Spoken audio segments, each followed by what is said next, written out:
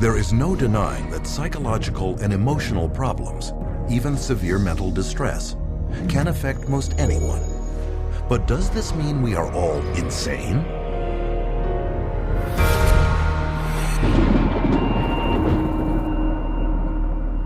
What causes psychological distress? Early psychiatrists thought it was an imbalance of the humors that could only be cured by bleeding patients with knives or leeches. Other psychiatrists believed mental problems came from organs like the tonsils, the stomach, and the spleen, and cut them out. Later were attempts to alter brain function, but these efforts also failed. Today, psychiatrists tell us that the way to fix unwanted behavior is by balancing brain chemistry with a pill. Did they get it right this time? They say you have a chemical imbalance of serotonin and dopamine, but there's never been a study to ever prove that, ever. It's just been indoctrinated into the culture and television advertising to the point where people now believe it as fact. Despite this lack of evidence, psychiatrists will tell you that psychotropic drugs are just like mainstream medical drugs. Can this be true? The answer is that unlike a drug such as insulin that corrects a measurable and proven imbalance in the body, psychotropic medications have no visible or measurable physical abnormality to correct. Here is evidence of a bacterial infection. Here is the psychiatric disorder, attention deficit hyperactivity disorder. Here is a broken arm. Here is major depressive disorder. This is a brain tumor. And this is bipolar disorder. Which raises the question, how can you medicate something that is not physically there? The answer is, you can't. And furthermore, because psychotropic drugs are specifically designed to get past the body's natural defenses and into the brain, they can upset the very delicate processes the brain needs to ensure the body runs smoothly. Every time you throw something into the system that's foreign to the system, you're creating imbalances elsewhere within the system. The body changes as a result of taking the medication, so when you stop taking the medication, the body's got to change back to the way it was before, if it can, because it can't always. And in doing so, it disrupts the whole system. This is what creates the sometimes serious side effects. Paxil was the drug that gave me insomnia. I would cry very easily on it, and I completely lost my appetite within the first 2 days of taking it. It didn't help me study, it didn't help me do anything. I didn't even want to do work because I was so sick. Psych meds didn't help me at all. They made matters, I'd say probably like 10 times worse for me, maybe even 20. Only now I was further impaired by the medications, and I started having car accidents. They put me on Zoloft, and it made me want to kill myself. And I realized that those drugs were just destroying me. Even when I was on them, I realized that they were destroying me. In spite of the crippling effects of their drugs, psychiatrists and drug companies have used them to create a huge and lucrative market worth billions. And they've done this by naming more and more of life's problems as medical disorders, requiring psychiatric treatment. For example, shyness becomes social anxiety disorder. Loss of a loved one, major depressive disorder. Homesickness, separation anxiety. Suspicion, paranoid personality disorder. Having ups and downs, bipolar disorder. Distractibility, ADHD. This is why it is almost impossible for anyone to see a psychiatrist today and not be diagnosed with a mental illness. And a diagnosis of mental illness means psychotropic drugs. When a patient goes into a psychiatrist's office and asks for help, probably 98, 99, maybe even 99.9% of people are going to receive a medication. And these medications have been estimated to cause over 700,000 serious adverse reactions a year and 42,000 deaths. Meanwhile, the psychiatric industry rakes in $1/3 of $1 trillion a year. The issue isn't whether or not people's emotional problems are real. They are. What we really should be asking is, how did psychiatrists convince people that these problems were signs of mental illness? How did they use these illnesses to create a demand by doctors and the public for psychotropic drugs? And how did these drugs, with no known curative powers and a long list of side effects, become the standard treatment for every problem in life?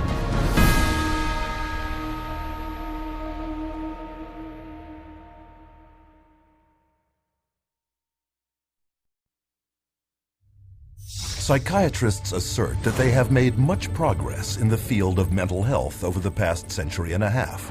To prove this, they claim a history of great advancements in the area of psychotropic drugs. But is this parade of brain chemicals the scientific breakthroughs they are leading us to believe?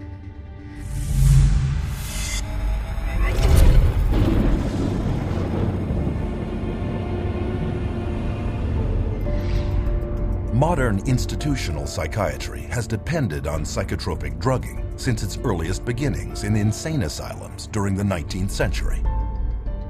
During that period, psychiatrists functioned almost exclusively as attendants, promising to cure the seriously mentally ill. But as they could not, they were not regarded by mainstream medicine as real doctors. Other physicians considered psychiatrists as almost a doctor. Okay, because they weren't doing medical stuff. So to increase their status, they needed to become much more scientific. They need to prove that this is a legitimate scientific field. This is a legitimate medical profession. So they start medicalizing everything. To control behavioral outbursts amongst inmates, psychiatrists employed early psychotropic drugs, such as morphine and opium. But contrary to their claims, these drugs cured nothing and proved to be highly addictive. This led to a whole new generation of dependence, a solution far worse than the original problem. But the attempts to control objectionable behavior continued, and by the turn of the 20th century, phony cures for mental illness, such as heroin, could be found being peddled throughout the United States and Europe. Even psychologist Sigmund Freud played a major role in the creation of the cocaine industry in the Western world, writing many glowing articles promoting its use for spiritual distress and behavioral difficulties. Freud, as a psychoanalyst, he for a while was promoting cocaine as being a panacea for all kinds of problems. Freud later wrote, "The psychic effect of cocaine muriaticum consists of exhilaration and lasting euphoria, produced no compulsive desire to use the stimulant further." What Freud did not reveal was a significant conflict of interest involving two rival pharmaceutical giants, Merck and Parke-Davis, both paying him to endorse their respective cocaine extracts. Sigmund Freud's early psychotropic drug marketing campaign helped create a major cocaine epidemic throughout Europe at the turn of the century. Clearly, another happy pill would have to be found. It wouldn't take long. Psychiatrists in the first half of the 20th century next turned to amphetamines. As before, the hype subsided into unavoidable proof that the drugs not only were ineffective, but highly toxic and addictive. Each fad followed the same pattern. First, the drug would be hailed as a medical breakthrough for mental problems. Then, increasing reports of serious side effects would trickle in. Finally, after years of denial, when psychiatrists and pharmaceutical companies could no longer deny the dangers of the drug, they would abandon it in favor of their next wonder drug. Though none of their drug therapies had ever proven to cure anything, psychiatrists continued their search for a magic bullet that they supposed would cure all. And in 1954, their dream, they believed, was realized with the introduction of psychiatry's first so-called miracle drug, chlorpromazine, better known as Thorazine. Originally designed and tested as a synthetic dye, then as an anti-parasitic in pigs, Thorazine was accidentally discovered to shut down human motor controls. One of the first papers promoting its psychiatric use stated, "The aim is to produce a state of motor retardation, emotional indifference, and somnolence." Thorazine was considered the chemical lobotomy. Instead of cutting off the frontal lobes of the brain with an ice pick, you didn't have to do that kind of surgery. You could do it with a drug. Thorazine proved so lucrative in immobilizing patients exhibiting unwanted behavior that its maker, SmithKline & French, organized a major promotional campaign around the drug, including paying influential psychiatrists as speakers, organizing media campaigns, and even producing national television shows, a prelude to the mass drug marketing we see all around us today. Thorazine at that time was thought of as a miracle because it was able to reduce the symptoms of psychosis and schizophrenia at that time that they knew about it. It emptied all of the psychiatric housing units. The campaign was wildly successful. SmithKline & French's income soared by over 500% in the following 2 decades, with Thorazine supplying over a third of the drug company's revenues in 1970. Eventually, an estimated 250 million people worldwide had been on Thorazine and drugs in its class, 23% more than the entire population of the United States. The floodgates had been opened. SKF and the psychiatrists on its payroll had proved that through marketing, there could be big money in psychiatric drugs. But it wasn't long before Thorazine was revealed to have problems of its own. Thorazine chronically led to really serious problems such as tardive dyskinesia, which is a movement disorder that's very, very bothersome, and supposedly it's irreversible. The tongue darting, the muscle jerking, the eyes rolling back in the head. Most people were sometimes permanently damaged by it. So they were going to have to live their life with this neurological problem that was actually created by the pharmaceutical industry with their medication. Because Thorazine so hindered mental functioning, its use had to be limited to institutions. But with big money at stake, the race was on to discover a psychiatric drug that could be taken out of the institutions and into the hands of a much wider, vaster, and more lucrative market, the general public. Since they were emptying the institutions of all these psychotic patients with the advent of Thorazine, now they had to find different ways to treat people. So what better way than to go into the community and have an office and bring in your everyday person, or your executive under high stress, or mama who's taking care of all the kids, and they needed some way to create a therapy for them. In 1955, that drug was approved. Its name was Miltown, the first of the so-called minor tranquilizers. But to sell their new class of psychiatric drugs to the public, psychiatrists and drug companies first had to reposition them as working on a disease process, rather than just as sedating or restraining agents for undesirable human behaviors, as Thorazine had been. To do this, they began a marketing blitz on their colleagues, placing print advertisements in professional publications, such as the American Journal of Psychiatry. Prominent psychiatrists were then hired to spread the word to the rest of the medical field. Few knew that Nathan Klein, one of the most influential psychiatrists of his time, was being paid by the drug industry when he proclaimed that tranquilizers such as Miltown were equal in importance to the introduction of atomic energy, if not more so. Free samples were shipped to psychiatrists and physicians to get patients started on the drug. A year later, the marketing rollout hit the public, and Miltown soon became the first blockbuster psychiatric drug, not just for those incarcerated in an insane asylum, but for the mainstream public. Miltown was marketed to pregnant women, stay-at-home moms, and busy white-collar office workers who called it executive Excedrin. So it opened up a door for community-based mental health, whereby the psychiatrist could then have a role. So they became very closely associated with the pharmaceutical industry, and they were demanding as well to come up with better things for mom and pop and the executive and the superstar Hollywood actress or actor, and soon, it became a fashion to take some of these medications.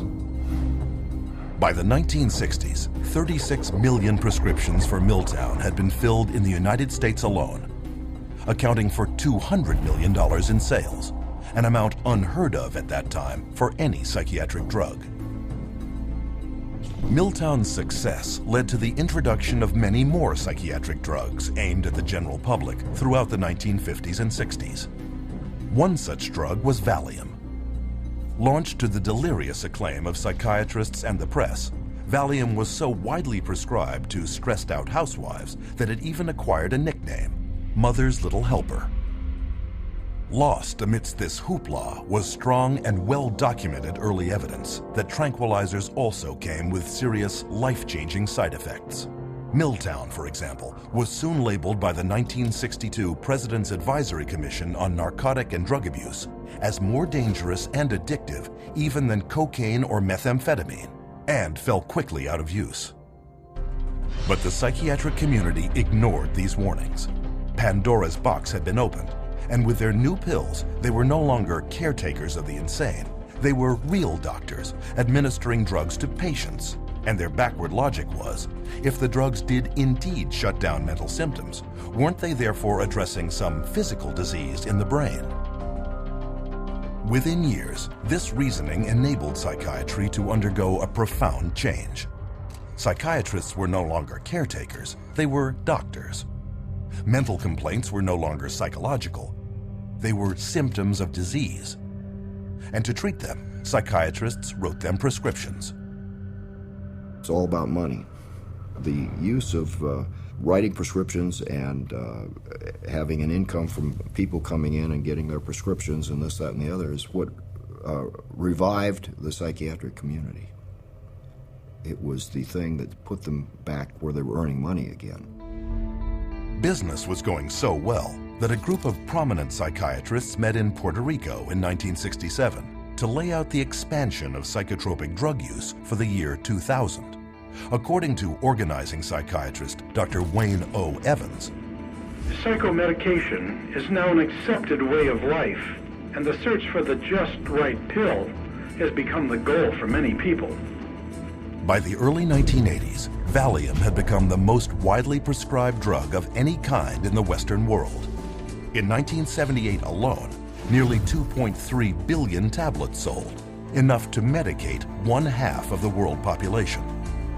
The business of psychotropic drugging had gotten so out of hand that at a 1979 hearing on the use and abuse of benzodiazepines, one United States senator commented that the whole pitch appears to be to sell, market, sell, and market.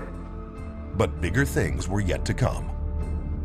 The next drug that became a rage was Prozac. And of course, Prozac was not for anxiety, but for depression. And all of a sudden, the diagnosis of depression starts multiply. The number of people who are diagnosed as being depressed starts multiplying substantially. Prozac was released amid great fanfare, with tales of miraculous recoveries, sick minds made well, and ruined lives restored. And all with almost no side effects or addiction, or so its manufacturer claimed. Many new antidepressants quickly followed, also pitching instant psychological relief with little downside. And with this, mainstream psychiatry abandoned psychotherapy for pharmacology forever. In a bold and effective marketing coup, the world was told that these new antidepressant drugs were not just for the depressed, but lifestyle drugs for a choose-your-mood society. But almost immediately, evidence emerged that claims of universal safety and effectiveness were far from the truth. The adverse side effects of this class of drugs includes things like sexual dysfunction, agitation, facial, involuntary movements of the face. Some of the psychiatrists in their books describe the tongue darting in and out of the mouth as an adverse side effect of SSRI drugs. Within 10 years, staggering details of side effects such as violence and suicide could no longer be ignored, with an estimated 3.9 million adverse events on Prozac alone. Black box warnings alerting the public to significant risks of violence and suicide were issued, once again against loud protests from drug companies and organized psychiatry. But when the patents of antidepressants expired, just as predictably, psychiatrists and drug makers finally admitted the truth. But now they claimed here was a new scientific breakthrough that would change everything. A new class of drugs called the atypical antipsychotic, newly approved to treat both schizophrenia and a then obscure mental disorder dubbed bipolar disorder. Suddenly, the diagnosis of bipolar disorder became the rage, with diagnosis rates soaring by thousands of percentage points in a matter of years. What is clear is that the patents run out, and the drug companies are always looking to maximize their profits, so they research new drugs, and they can keep them patented for about 17 years and charge monopoly prices. And then when the patent wears off, often the next one comes along. Soon, however, atypical antipsychotics, like all their predecessors, were revealed as having crippling and even deadly side effects, such as obesity, diabetes, and even heart problems, along with questionable efficacy and almost certain dependency. Pharmaceutical companies are trying to get away from the old style thorazines and into the new antipsychotics, and we know that they're no better. So today's new and improved antipsychotic is no better than the old thorazine, which was the miracle drug for psychiatry. Today, the same cycle continues, with breathless news coverage of new chemical treatments promoted as breakthroughs. Even hallucinogens such as LSD and ecstasy are now being tested for future psychiatric prescription. Psychiatry has a wonderful history of coming up with one label after another, all to cover up their own inadequacies and their own inability to get a product, which means to cure somebody or to truly honestly help somebody. So their solution is always, let's come up with another syndrome that person has. It's one alphabet soup label after another. And just when the public starts catching on to that the experts may be telling us a story, we move on to the next realm of drugs. Psychiatry has become basically pharmaceutical management in America. That's what psychiatrists do. If you went to a surgeon, you would expect to get cut. If you go to psychiatrists, you expect to get medicated. That's what psychiatrists do. A century and a half later, two questions remain. Where is the science that backs psychiatry up? And how long will the public continue to be fooled by false hopes, hype, and outright lies?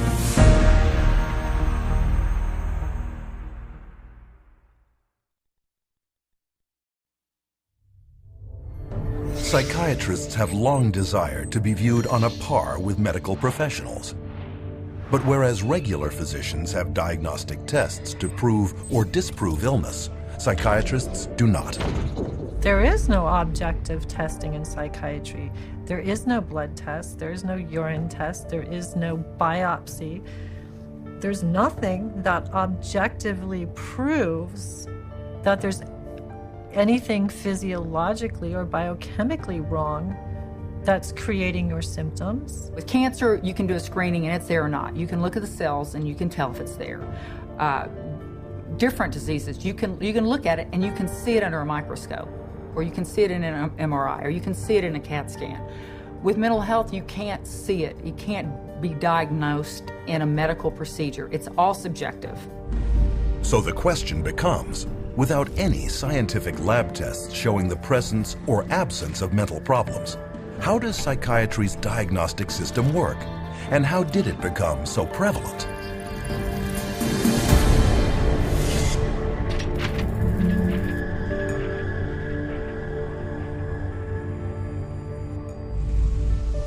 Psychiatry's search for scientific grounding has been going on for well over a century. In the late 19th century, German psychiatrist Emil Kraepelin was the first to attempt to classify mental problems as medical disease states. Though he devoted his life attempting to prove that these problems came exclusively from biological and hereditary sources, he never could, finally concluding it was nearly impossible to scientifically distinguish the normal from the insane.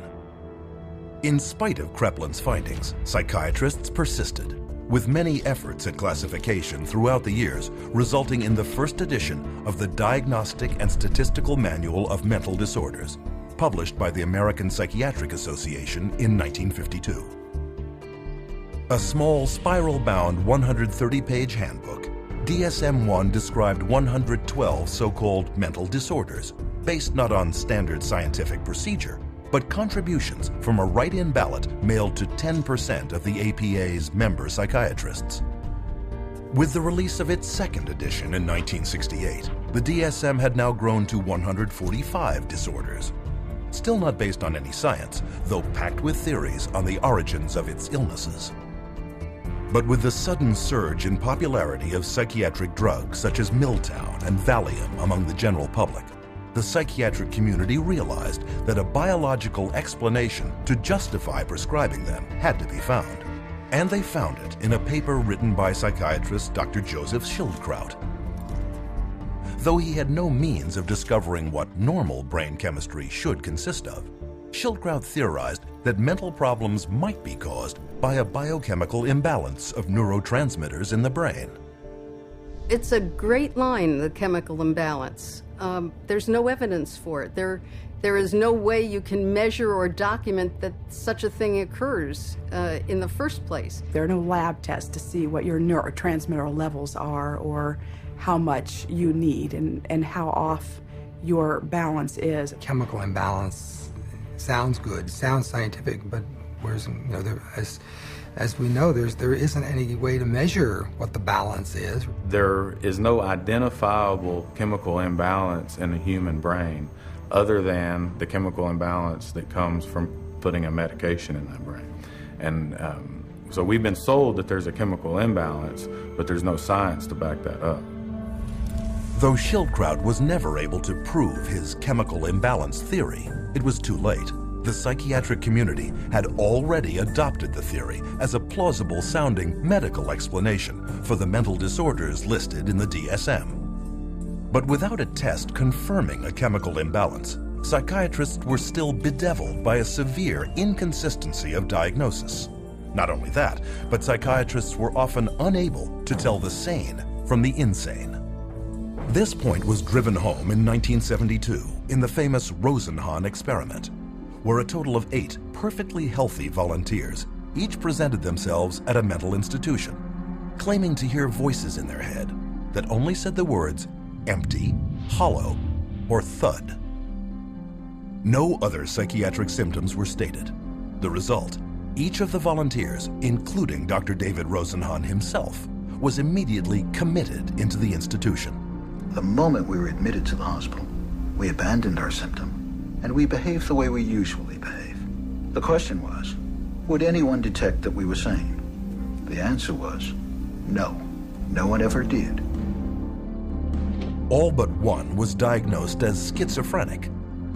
They were only discharged after admitting they were indeed mentally ill and in remission. After learning of the experiment, the psychiatric community was furious. One hospital challenged Rosenhan to send in more volunteers, promising to catch every one of the fake patients. 3 months later, they proudly announced that of 193 patients presenting themselves, they had turned away over 41 who were pretending mental illness and considered another 42 suspect. The problem was, Dr. Rosenhan hadn't sent in a single person. 70 years later, Emil Kreplin's conclusion that psychiatry could not distinguish sanity from insanity had once again been proven correct. In his study, Rosenhan concluded, any diagnostic process that lends itself too readily to massive errors of this sort cannot be a very reliable one.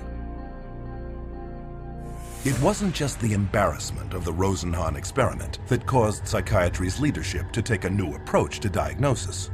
With the rapid expansion in the psychotropic drug business, psychiatry underwent a seismic shift in the way it promoted mental illness. And the third edition of the DSM, spearheaded by psychiatrist Dr. Robert Spitzer, took a decidedly brain-based biological approach.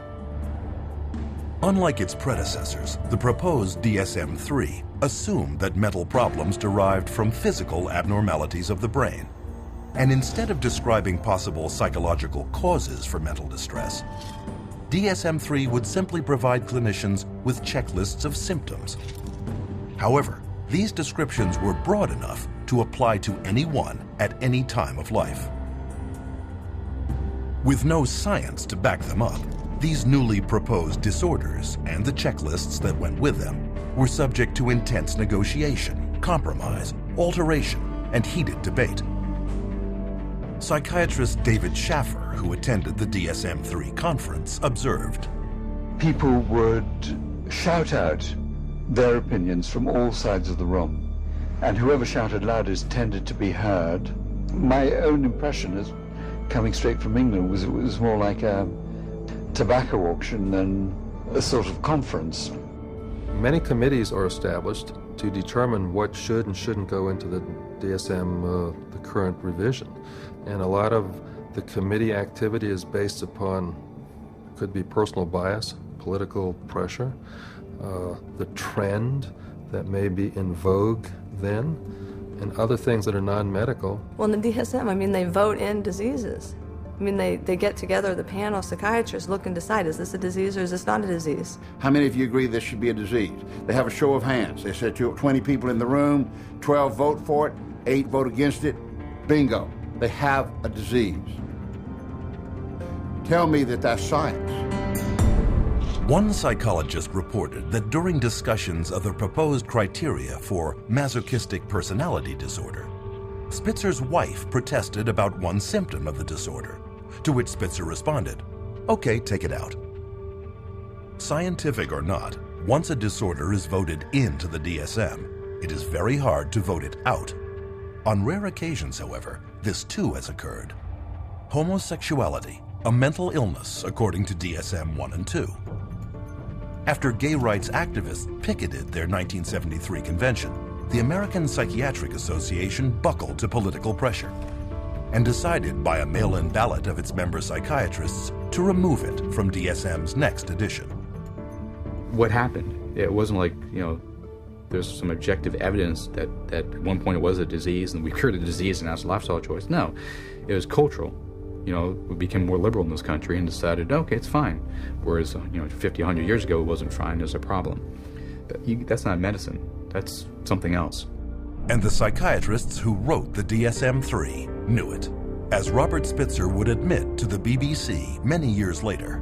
What happened is that we made estimates of prevalence of mental disorders totally descriptively, without considering that many of these conditions might be normal reactions, which are not really disorders. That's the problem. But instead of learning from their mistakes, the American Psychiatric Association published the DSM-4 in 1994. And it was even bigger.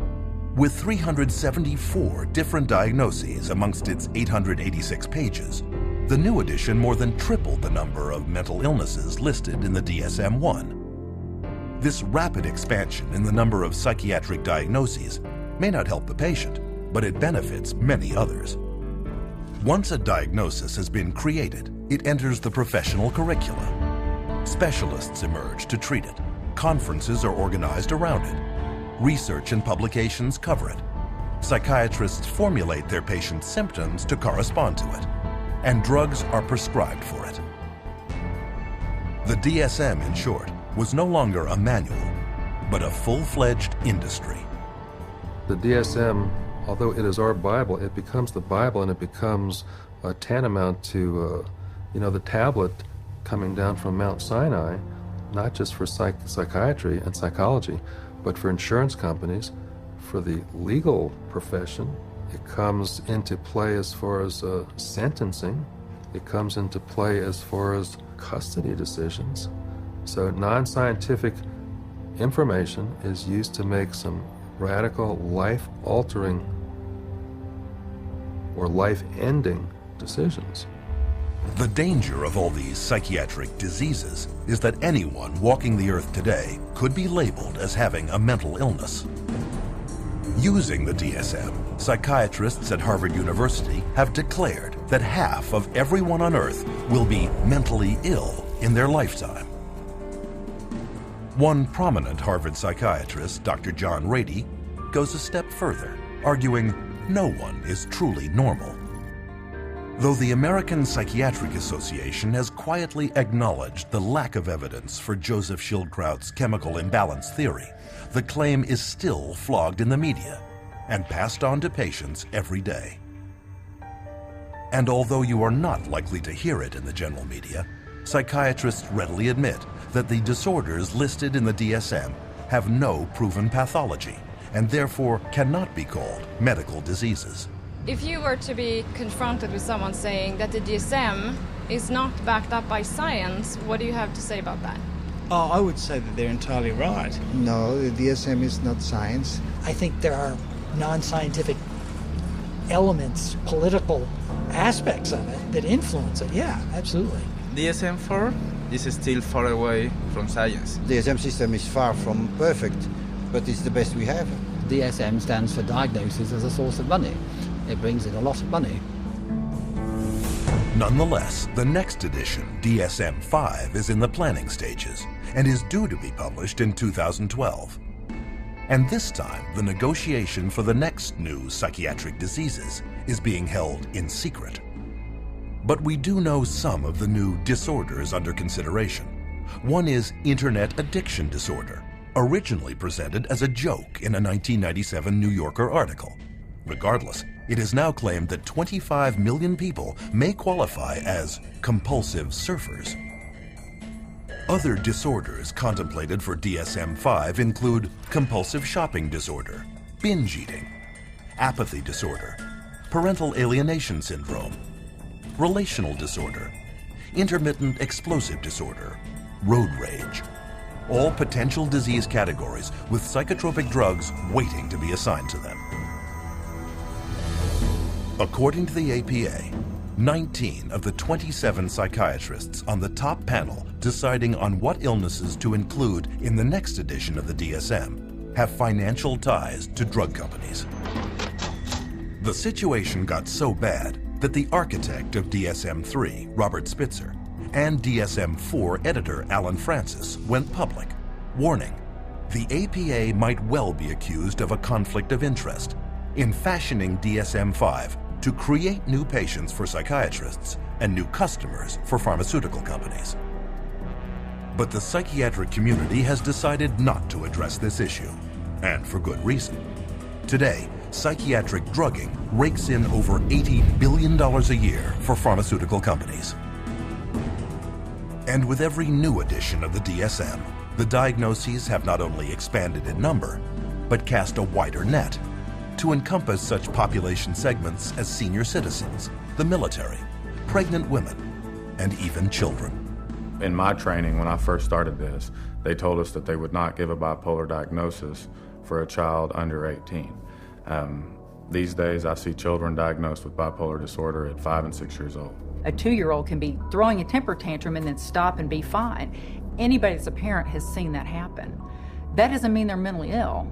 It means they're 2-year-olds. How can you even diagnose a 2-year-old as a bipolar disorder? I mean, how can you diagnose anybody as a bipolar disorder if you want to look at it that way? Because there is no such thing as bipolar disorder, not from a medical standpoint.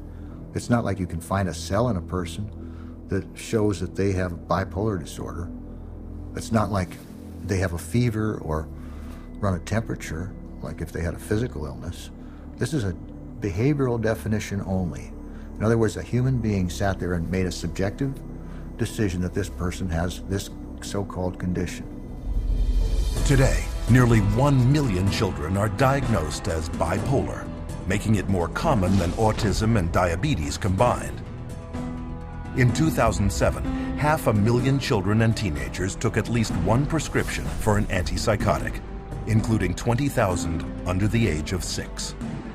Antipsychotic drugs, powerful chemicals designed originally for only the most seriously mentally troubled, are now a $22.8 billion industry. If you spent days reading the newest DSM, you would be able to diagnose every human being that you ever saw. And with the diagnosis come to treatment. The DSM most definitely helps in the prescribing of drugs. It legitimizes the process of pulling out the prescription pad, because here is this disease entity. The disease entity is addressed with this medication. And the DSM is in the service of making things reductionist into very simple, simplistic ways of looking at things. That makes it easier for the pharmaceutical company to create a medication for. The only thing that we've left out of that equation is the person.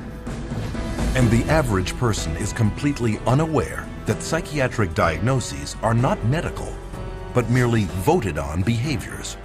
Which leads us to our next question. How do psychiatrists take these invented disorders and get people to believe they have them?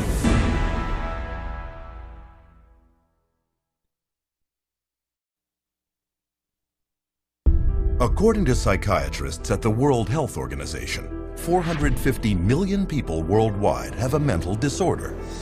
3 times the metropolitan populations of Tokyo, New York, Los Angeles, London, Paris, Mexico City, Mumbai, Milano, Madrid, Toronto, Washington, Athens, Melbourne, Hong Kong, Singapore, Rome, and Berlin combined. Are there really this many mentally ill? Or is this just a case of good marketing?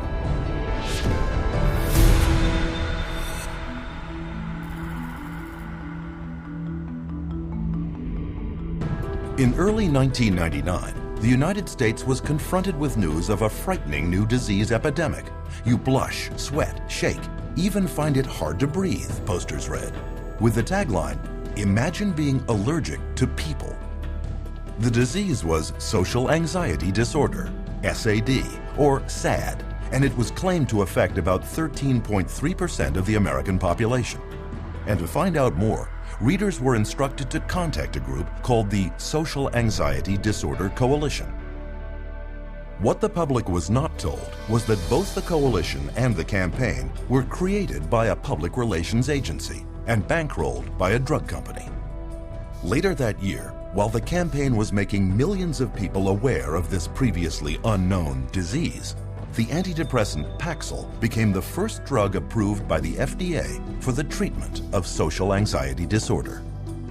Psychiatrists such as Jack Gorman of Columbia University and Murray Stein of the University of California at San Diego signed up as psychiatric frontmen for Paxil's ad campaign. And within 3 years, Paxil shot from 3rd place in its drug class to 1st. Paxil's product director would later boast, "Every marketer's dream is to find an unidentified or unknown market and develop it." That's what we were able to do with social anxiety disorder. Paxil's competition took notice. That same year, Pfizer got FDA approval to sell its antidepressant, Zoloft, for treatment of post-traumatic stress disorder.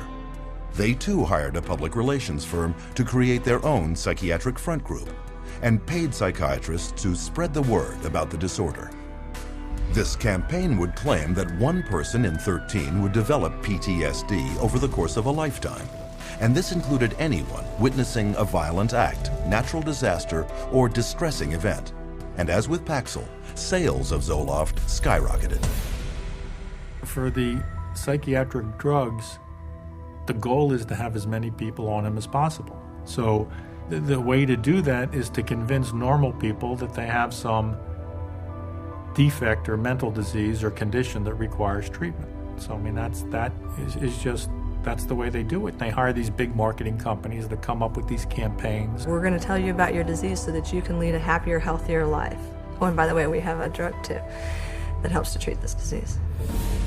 This practice of selling sickness is known as disease mongering, a term defined by the late journalist Lynn Payer as trying to convince essentially well people that they are sick, or slightly sick people that they are very ill.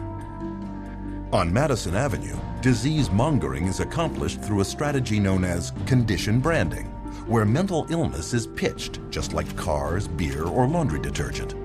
And according to top New York branding guru Vince Parry, no therapeutic category is more accepting of condition branding than the field of anxiety and depression, where illness is rarely based on measurable physical symptoms and therefore open to conceptual definition. Parry then suggests to executives 3 principal strategies for what he called fostering the creation of psychiatric illness. The first is elevating the importance of a condition, or leading the public to believe that a minor or temporary mental problem is much worse and far more widespread than it really is. Prior to the introduction of SSRI antidepressants, depression was considered, even by psychiatrists, to affect only 100 people per million. Since then, estimates have been raised to as many as 100,000 cases per million, a 1,000-fold increase. The result is about 10% of Americans, some 27 million people, currently on antidepressants, twice as many as in 1996. Very good marketing that all, expressions of human emotion, deep sadness and fear and anger and whatever else they happen to be, are now classified as, a major problem, a psychiatric problem, a psychological problem that needs to be dealt with drugs. Another psychiatric illness, bipolar disorder, was also considered rare, affecting only 0.1% when it was first introduced in the DSM-3. Today, there are claims that as many as 10% of the population, 100 times the original number, have the condition. Pediatric bipolar disorder was not even listed in the DSM when Harvard psychiatrist Dr. Joseph Biederman began publishing studies claiming that mood swings in children were not normal behaviors, but in reality, mental illnesses. Biederman's disease-mongering campaign worked. In the last decade alone, the rate of children labeled with bipolar has soared 4,000%. But what parents were not told was that 25 different drug companies had underwritten Dr. Biederman's work. The extent of their influence was not revealed until a 2008 Senate investigation exposed Dr. Biederman for failing to report more than $1.6 million in pharmaceutical income. But these revelations had no effect on psychiatry. Pediatric bipolar continues to be widely accepted in the psychiatric community. These labels are being applied to younger and younger children, which I think is really, a sad case. Not sure I agree with any of those labels to begin with, but let alone for them to be applied universally to young kids. This idea that childhood itself is a psychiatric disease is simply based off some completely unsubstantiated idea that got printed in the psychiatric manual, and there's no science behind it whatsoever. Disease-mongering strategy number 2, redefining an existing condition. This tactic takes an ordinary state of mind and recasts it as a psychiatric disease that now must be treated with drugs. Case in point, the winter blues, a common mental condition related to the lack of sunlight during winter months, but redefined by psychiatrists as seasonal affective disorder, a psychiatric disease requiring psychiatric treatment. As another example, consider the changing emotions during a woman's menstruation, made over by psychiatrists as premenstrual dysphoric disorder, a mental illness discovered not in a laboratory, but in the marketing department of drug maker Eli Lilly. When Prozac patent came up, they realized they needed to come up with some sort of new to keep the money rolling in, and they came up with a new disorder. They just made it out of thin air, the premenstrual dysphoric disorder, the PMDD, and then the new wonder drug, which was Serafem, which if you look at Serafem on the back of the label, it just says, this is Prozac. And they were able to keep that patent so that nobody else could make it, so that they could keep that money rolling in. Many of the drugs today are simply drugs repackaged. They're drugs that had a patent and now are generic, or now get called something else, or they decide now to use them for something else. Disease-mongering strategy number 3, creating a new condition for an unmet market need. Example, compulsive shopping disorder, publicized by psychiatrist Dr. Jack Gorman. In Gorman's public appearances, a recent study was cited that claimed that as many as 20 million Americans, 90% of them women, could have the problem. What he did not reveal was that the study was funded by Forest Laboratories, maker of the antidepressant Celexa, and that he was a paid consultant to at least 13 pharmaceutical firms, Forest included. Most consumers have never heard of the concept of marketing of disease for profit, but to those in the advertising and drug industries, it is well known.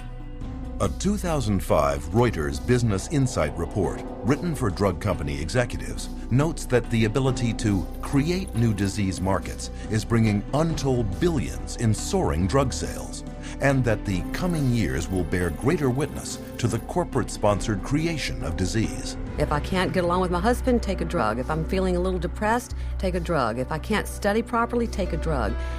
We become a fast food, what I call a fast food, fast drug society.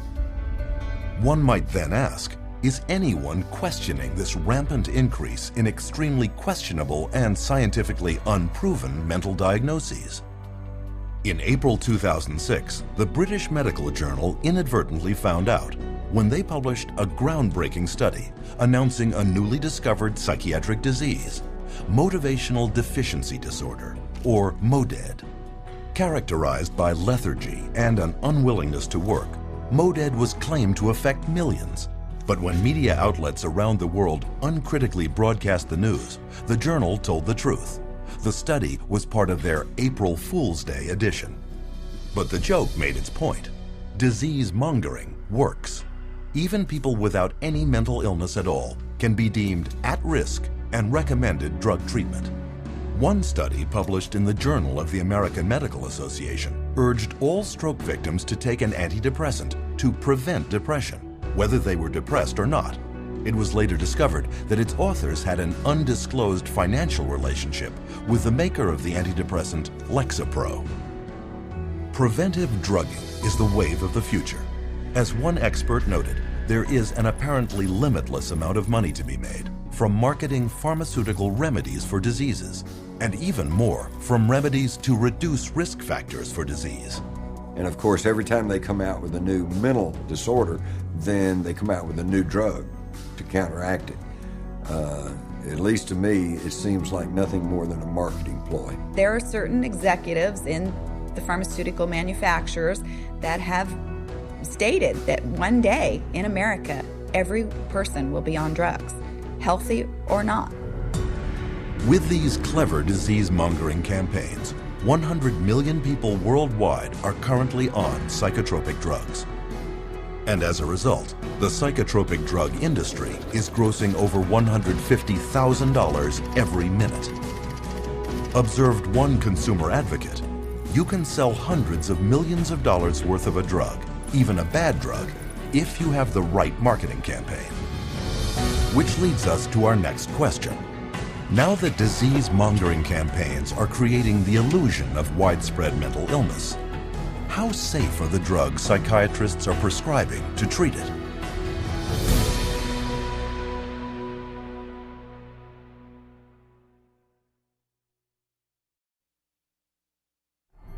In modern psychiatry, psychotropic drugs have become the weapons of choice. But are they as safe as we've been led to believe?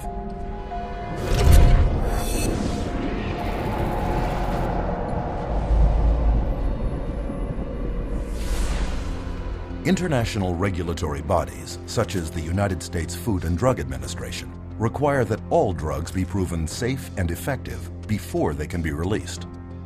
To accomplish this, pharmaceutical companies must conduct thorough and exacting clinical trials that prove the safety and efficacy of their drugs prior to marketing. At least, that's what's supposed to happen. But underneath the public relations veneer, claims of psychotropic drug safety by psychiatrists and drug companies are far from the truth. And there are many reasons why. To begin with, drug safety testing is predominantly done by drug companies, not by governmental agencies or independent laboratories, creating an obvious conflict of interest.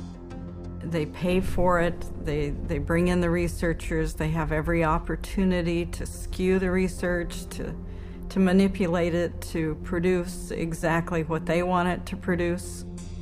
The first step in submitting an application for a psychotropic drug is to find a disorder in psychiatry's diagnostic and statistical manual and attach it to the drug. Then clinical trials begin, first on animals, then on humans. If the drug makes it to human testing, clinical trials then follow 4 phases. In phase 1, It is tested on a very small number of volunteers, usually healthy young subjects, to determine if the drug is not overly toxic and what side effects it carries. And the studies that are done have young men or women that have very little body fat and are healthy in their 20s. They don't test these drugs on elderly people that have a huge amount of body fat or different proportion of body fat, and they hold the reaction of their drugs is totally different, but they don't ever consider that. In phase 2, psychiatric researchers determine if the drug creates the sought-after effects on the human body and how large a dose can be given before drug toxicity sets in. As in phase 1, test subjects are mostly healthy young volunteers. So just the people that I already know are going to perform well on my drug are going to be entered in this trial. Well, how well do you think your drug's going to come out? Phase 3 testing compares the psychotropic drug against a placebo or sugar pill. Although phase 3 testing is larger and more extensive than phases 1 or 2, it normally involves only about 1,000 patients and lasts a mere 4 to 8 weeks, certainly not enough time to determine any long-term side effects. Today, clinical research is a profit-driven multinational industry where drug companies and psychiatric researchers are involved in every detail, from study design to data analysis to study publication. But in doing their trials, psychiatrists face a problem the rest of the medical field does not. They have no scientific lab tests to objectively measure improvement. On a clinical trial for, say, a drug for cancer or for high cholesterol, it's easy to see if something is working because you can look at the study result. The cholesterol level is dropped, or the cancer is shrunk, or the cancer cells are going away, or there are less of them. You can physically see the answer. With mental health issues, you don't have that luxury. It is this lack of science that permits psychiatric drug researchers many opportunities to skew results of drug trials in the pharmaceutical company's favor. One of the ones I think that is most important is the placebo washout. And what that is basically that they give people placebo pill, the sugar pill, and then anybody who says that they feel better, they get rid of them. And so in which case, they already skew the sample of people being included into the study. That's going to stack the cards against the placebo, and it's going to show an artificial greater effect for the drug. The data shows that the people that got placebo did better. And you know what the researchers said? Oh, that's the placebo effect. Well, we want to get those people out of the study. Another trick of the trade involves giving subjects the test drugs prior to the trial and then putting them in withdrawal. Then, after starting the trial, they are put back on the test drug and will either come out of withdrawal and score better, or, if on a placebo, will continue to feel worse. Psychiatrist Richard Barrison, for example, took schizophrenics off Haldol to generate active psychosis, then put them back on Haldol during the trial. In spite of this, his study is still cited in psychiatric literature. Another way that they can manipulate the data is unweighted distributions. I have 3 studies that I look at. One study has 1,000 people in it, and another one has 10 people in it, and another one has 15 people in it. The 1,000-person study showed that the drug was no benefit at all. But the 2 other studies that only had 10 and 15 people in it showed the drugs were incredibly superior. So what do they say? They say 2 out of 3 studies showed greater benefit to the drug group. Perhaps the most common way of tilting the outcome of a clinical trial is simply not to count the individuals dropping out of the study because of the side effects. In fact, in clinical trials for the antipsychotic Zyprexa, 2/3 of the 2,500 participants had so many side effects they dropped out. Of the remaining 800, 22% reported serious adverse reactions to the drug. And during the Prozac approval trials, of the 11,000 patients tested, only 286, less than 3%, actually completed the short 4 to 6 week trials. In another common practice, adverse side effects are covered up by giving additional drugs that are not part of the study. And some researchers have been known to simply falsify the studies. Case in point, psychiatrist Farouk Abuzahab former ethics committee chair of the Minnesota Psychiatry Society, whose patient he recruited into one of his clinical trials reported having extreme thoughts of suicide. In his research documents, however, he noted 0 adverse events. 2 days later, she jumped from a Minneapolis bridge to her death. A final way of skewing test data is to hide unwanted drug reactions under less frightening terms. This trick was used in the notorious Paxil Study 329, where such side effects as aggressive events, homicidal thoughts, and homicidal acts were categorized under the word hostility, while under the nebulous term emotional lability were filed suicidal thoughts and actions. In many cases, clinical trials are set up not to look for violence and suicide at all. It is a problem that if these clinical trials don't specifically really ask a lot of questions about the nature of suicidal ideation and how the person feels and hopelessness and akathisia, if they don't ask those questions very specifically, they're not going to really get that data, and it's not going to come up. Designing biased trials to avoid negative findings, interpreting the raw data to favor your drug, and spinning the entire study to accentuate the positive are just some of the many, many ways to bias a trial. It is this perfect storm of intellectual dishonesty that has led one drug expert to conclude that it can be proven that most claimed research findings are false. But it is the drug companies that own the studies. And when they believe they have compiled enough evidence to convince regulators that their drug is safe and effective, they submit their phase 3 clinical trials for approval. The FDA only requires that 2 clinical trials be submitted, so drug companies can conduct as many studies as it takes to find the 2 that have the best chance at FDA approval. You only need 2 positive trials against placebo, and it doesn't matter if you did 1,000 as long as you get 2. And it's amazing, sometimes they actually don't. They might pull data from another couple of clinical trials in order to get that approved. They don't need to report all their data. They don't need to report all the trials that they do. They only need to report the ones that they want. They can handpick whichever one they want and then submit just those couple to the FDA. As FDA Director of the Division of Neuropharmacological Drug Products, psychiatrist Paul Lieber complained, the sponsor could just do studies until the cows come home, until he gets 2 of them that are statistically significant by chance alone, walks them out, and says he had met the criteria. The New England Journal published a study about a year ago showing that many clinical trials that had been conducted and registered with the Food and Drug Administration were never published because they came out showing no significant advantage over placebo.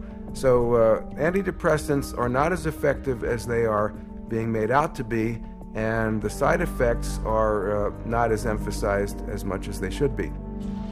This point was driven home in 2008 by psychologist Irving Kirsch and his colleagues, who obtained every clinical trial ever submitted, published and unpublished, from the U.S. Food and Drug Administration of 4 new-generation antidepressants. The results were both alarming and enlightening. In Kirsch's words, antidepressant medications have reported only modest benefits over placebo treatment. And when unpublished trial data are included, the benefit falls below accepted criteria for clinical significance. In addition to this, volumes of effects associated with these antidepressants have since been discovered, including homicide, suicide, and mass murder. People really don't realize that from the beginning there's been a question of how marginally efficacious these drugs really are apart from placebo. And yet we have horrific side effects. Combine the 2, and where's your risk to benefit ratio? It's down the toilet. But psychiatrists dismissed Kirsch's study because psychotropic drugs are big business, and clinical trials are a big part of that business. Take, for example, Martin Keller, former chair of the psychiatry department at Brown University, lead author of the so-called Paxil 329 study. This clinical trial, which tested hundreds of children on the antidepressant Paxil, found that the drug was generally well tolerated and effective, which in scientific terms is glowing praise. And the study's list of co-authors, 22 of the most prominent key opinion leaders in psychiatry. I mean, that was a lot of people, but they were the who's who of psychiatry, and this was going to be a publication that I think, took them, into the end zone on getting their approval for kids. With the FDA's blessing, Paxil became a blockbuster in the child and adolescent market, with sales of $55 million in 2002. It wasn't until the New York State Attorney General's office sued in 2004 that the truth finally came out. The raw data showed that not only was Paxil no more effective than placebo, but the young patients on Paxil were 6 times more likely to have suicidal thoughts. In fact, this data also revealed that 11 of the 93 children on the study developed serious side effects, of whom 7 had to be hospitalized. But according to Keller's own administrator, many of those children were either dropped from the study or coded as non-compliant to avoid having to be counted. While admitting no guilt, the drug company settled out of court for $2.5 million. Less money than Paxil was grossing every 7 hours. Hundreds of civil suits followed, but when Dr. Keller, as lead author of the Paxil 329 study, was deposed by attorneys, he would not admit to much. I can't remember exactly what I said. I don't remember anything specific about any of these meetings. If my name wasn't on the top, I wouldn't remember ever having seen it. If I saw them, I don't remember. The answer is, I don't remember. I don't recall if I was. I don't recall asking him, which isn't to say that I didn't. I want to pick up on the question Mr. Coffin asked you about the 5-fold increase of the Paxil kids experiencing suicidality over the placebo kids. Do you recall those questions? I do. And you said that you weren't particularly aware of that except for with regard to a manuscript that was sent to you in confidence by GSK? Correct. That actually is not correct, though. I mean, this was an issue that had been presented to you by a number of different reporters that you personally responded to. Is that correct? I don't remember. How could Dr. Keller have known so little about the drug study of which he was lead author, and which he himself used to promote Paxil for children in prominent medical journals and conferences?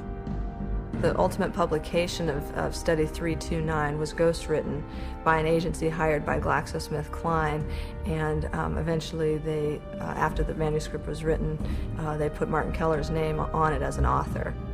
There again, and maybe you can tell me where I can find it in the paper. No, I'm asking you if you were aware. I don't remember the specifics. And then we finally showed him a document from GlaxoSmithKline where GlaxoSmithKline says that the study was entirely flawed. It was a complete failed study, and it certainly didn't show that Paxil was remarkably efficacious for treating children and adolescents in depression. Can you read that into the record, please? Essentially, the study did not really show Paxil was effective in treating adolescent depression, which is not something we want to publicize. We asked him, with that information now, how can you tell us that it would be okay and safe to give a kid Paxil? And he couldn't answer the question. He sat back, he put his head in his hands, and for, the longest 2 minutes sat there silent. During the last 2 years of his Paxil study, Keller personally pocketed $1 million in drug company money, none of which he disclosed in his published research. When people look at the field of psychiatry and they hear all these reports in the New York Times and Boston Globe, and they see this psychiatrist or this psychologist, took money and didn't disclose it, they wonder, well, is this causing up biases, in the field? I think that's a legitimate concern of the public because of the fact that it is true. With this level of corruption pervading the testing of psychotropic drugs, one is left with the question, where are those who are entrusted with our protection?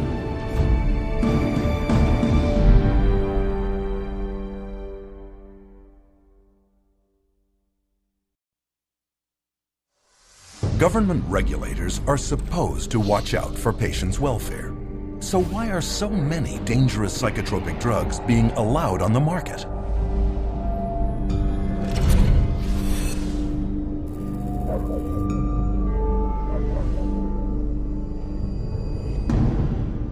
At one point, the U.S. Food and Drug Administration was considered the gold standard in drug safety. But this is no longer the case with psychotropic drugs, where psychiatrists and drug companies have virtually taken over the approval process. FDA drug advisory panels that recommend the approval of psychotropic drugs have long been filled with psychiatrists with financial ties to drug companies. One study showed that 92% of FDA advisory meetings in the last decade included at least one member with conflicts of interest. In response to the accusation of conflict of interest, the FDA says that they have tried to find mental health experts without drug industry connections, but can't locate any. To solve this, they issue waivers, where a psychiatrist is allowed to sit on a psychotropic drug advisory panel, despite having a financial conflict of interest of up to $50,000 a year with drug companies. The advisory panels that review drugs, most of these people are direct recipients of money from usually the drug under study, the company that's submitting the drug, and they waive the conflicts most of the time. So it's pretty pervasive, and it's quite insidious. Full waivers have been granted to the following participants: Dr. Andrew Leon for his role as a member of a data safety monitoring board for an affected firm. He receives between $10,001 and $50,000 per year. Dr. Bruce Pollock has been granted a limited waiver for his activities on an advisory board and speakers bureau for an affected firm in which he receives less than $10,001 per year. Ms. Jean Bronstein for her ownership of stock and a bond in an affected firm in which the value falls between $50,001 and $100,000. You could be paid massive amounts of money by the drug companies, in this sense, and then turn your head here and say, okay, now I'm going to review the drug. And that huge conflict of interest was not to be discussed. In fact, they didn't want people putting it out there. That was the policy. So they still allow it. They still allow that conflict to continue. But now it's meant to, I guess they're supposed to acknowledge if there's a conflict of interest. But acknowledging the conflict and getting rid of the conflict are two different things. The revolving door between government, academia, and the drug industry is one of psychiatry's worst-kept secrets. There's a revolving door, FDA and drug, FDA and drug. So we have a system where those institutions that people trust, want to trust, would like to trust, are truly untrustworthy. Case in point, Daniel Troy, a former drug company lobbyist who was then hired as general counsel for the FDA, where he filed legal briefs in favor of drug companies and against drug victims. He was the drug lobbyist lawyer, and then he became the general counsel of the FDA. I mean, they talk about having the wolf watch the chickens. After leaving the FDA, Daniel Troy went back to the drug industry, where he is now senior vice president and general counsel for pharmaceutical giant GlaxoSmithKline. This is the atmosphere under which psychiatrists at the FDA give drug makers approval to sell psychotropic drugs. But the clinical trials are not supposed to end here. There is one final stage of testing to go, Phase 4. Phase 4 requires that drug companies track the adverse side effects that will undoubtedly occur in the general public, well beyond the very small samples of Phase 3. The sheer number of side effects that will now emerge has prompted one advocacy group to warn that most drug safety problems will not show up until the drug has been on the market for at least 7 years. The meds are not tested long-term before they get approval from the FDA. The studies tend to be a matter of weeks or a few months, but nothing looking at over the years. And the data that's coming in now from Europe and also in the United States is that the side effects are deadly. Instead of serving a safety function as post-marketing surveillance, Phase 4 clinical trials are now being recast as post-marketing research and repurposed into a means of testing psychotropic drugs for additional psychiatric disorders. Take Zoloft, FDA approved in 1991 to treat major depression.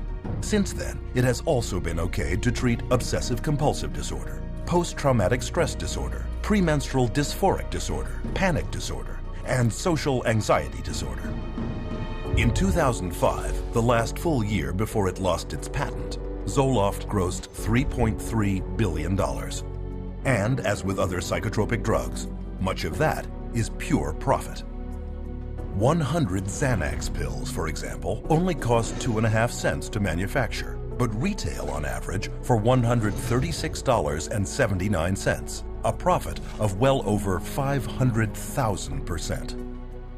It is for this reason that drug companies enjoy profit margins of about 16%, triple the norm of most businesses.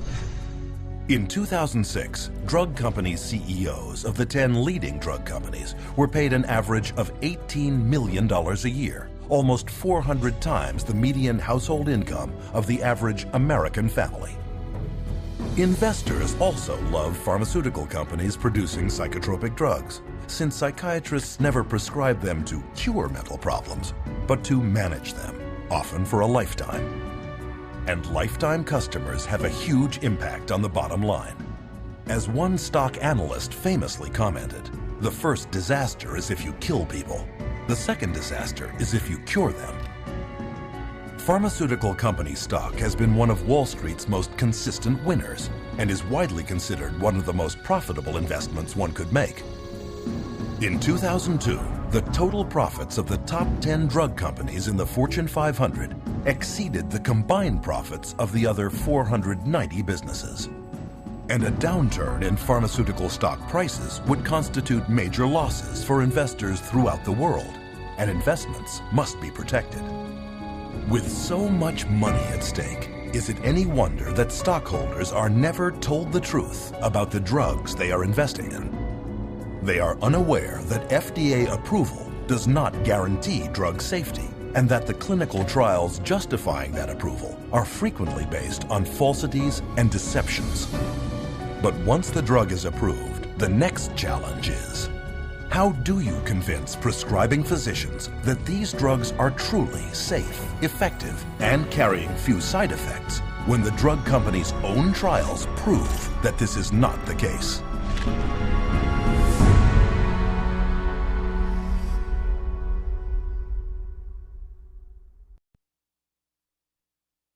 As powerful psychoactive substances, psychotropic drugs are available only through the prescription of a medical doctor.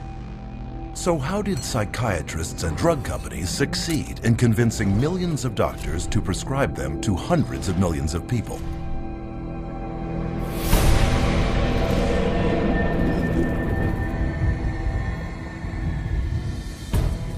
Drug companies are anxious to get their products onto the market as soon as possible.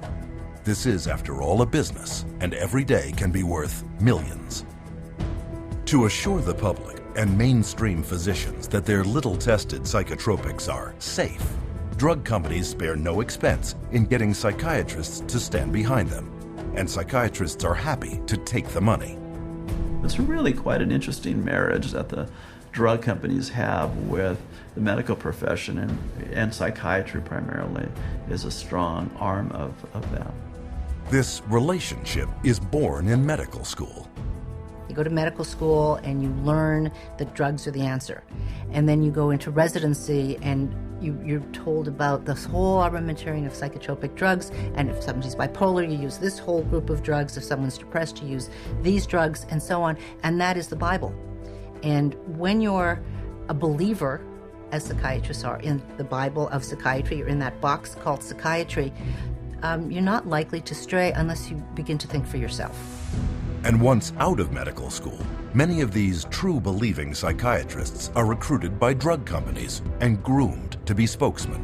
They know then who are the psychiatrists who are most easily influenced, and they can then invest in those doctors, take those doctors to whatever fancy resort to be educated about the latest, newest med, and those people then become the experts. They go and give the talks at the medical dinners, at the fancy restaurants, or at the drug-sponsored symposia at the American Psychiatric Association. They become the teachers in the residency training programs. Once these so-called key opinion leaders have canvassed the psychiatrists in their area, they then bridge over to mainstream physicians to convince them to prescribe psychotropic drugs. So you have the psychiatrists coming in now and teaching at an OBGYN convention where they'll give papers there, or they'll designed to address GPs and teach the GPs how to look for and diagnose these diseases and these illnesses. And again, the psychiatrist they're the ones who are going to know. Like in the medical profession, most of the doctors will say, well, these guys are the specialists in the field. I'm going to listen to how they want me to do this so that I can do it in my own practice, and they'll follow that lead and that influence, all funded by the drug companies.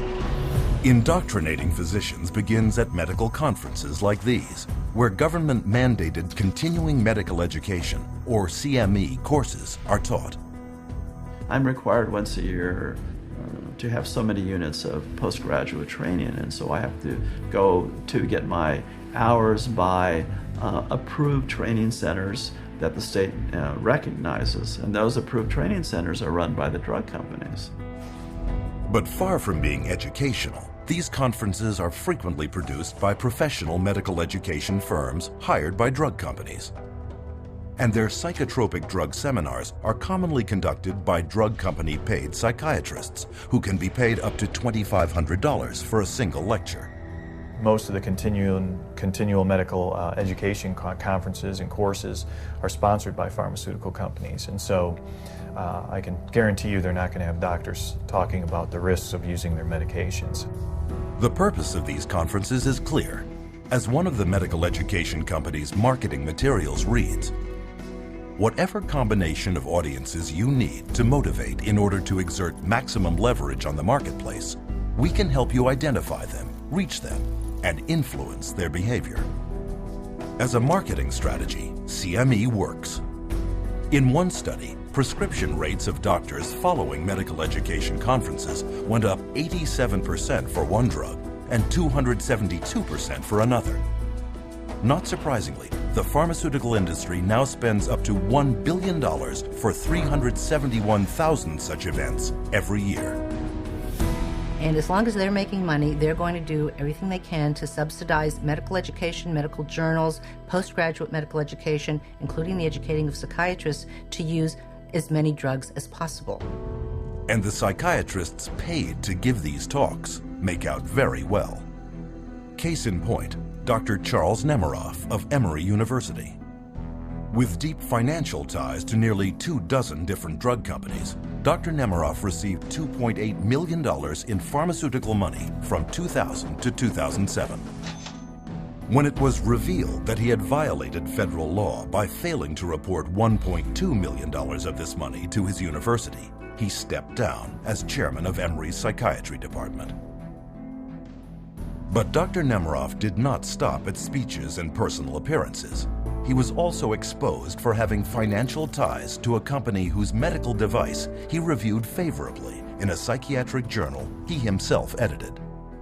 On another occasion, he hired 14 Emory University colleagues to write articles for a special supplement of the medical journal celebrating the 5th anniversary of the introduction of the antidepressant Effexor. Nemiroff's journal is one example of a very large problem. In one notable case, the New England Journal of Medicine printed an article whose authors had so many financial ties to drug companies that because of space limitations, the journal was forced to list them on its website. Printed out, these financial conflicts covered 3 single-spaced typewritten pages. But it goes further. In many instances, respectable journals have been fooled into publishing studies written by drug company ghostwriters, but falsely credited to prominent psychiatrists who are paid up to $20,000 to put their names on it. The pharmaceutical industry has set up companies that are educational companies, and they create papers subpoenaed evidence has found these papers where on the top it'll say author ? i.e. they haven't yet decided who to invite to be the author of this scientific paper. Ghostwriting is very common. As many as 50% of published psychiatric research papers are written by ghostwriters. Sometimes the psychiatrist paid to put his name on the article hardly even looked at it. Take, for example, psychiatrist Dr. David Dunner, who endorsed Paxil as lead author in a 1995 study published in the Journal of European Neuropsychopharmacology, only to later admit he had never reviewed any of the study's actual data, but signed off on the summaries instead. Even the FDA's top official for the review of psychotropic drug clinical trials, psychiatrist Dr. Thomas Loughran, has repeatedly signed his name to articles ghostwritten by drug companies that promote the use of antidepressants and antipsychotics. Psychotropics now labeled by the FDA itself as having high risks of suicidal behavior and premature death. Besides their considerable influence over FDA policymakers, drug companies exert extensive control over psychiatric journals by means of substantial advertising budgets. Every other page is a pharmaceutical ad that they pay for, and so they are the livelihood of the journals. That's how they get published. Medical journals are completely supported by the ads from drug companies. Without the ads, the journals would dwindle away. Doctors look to scientific publications as the objective source.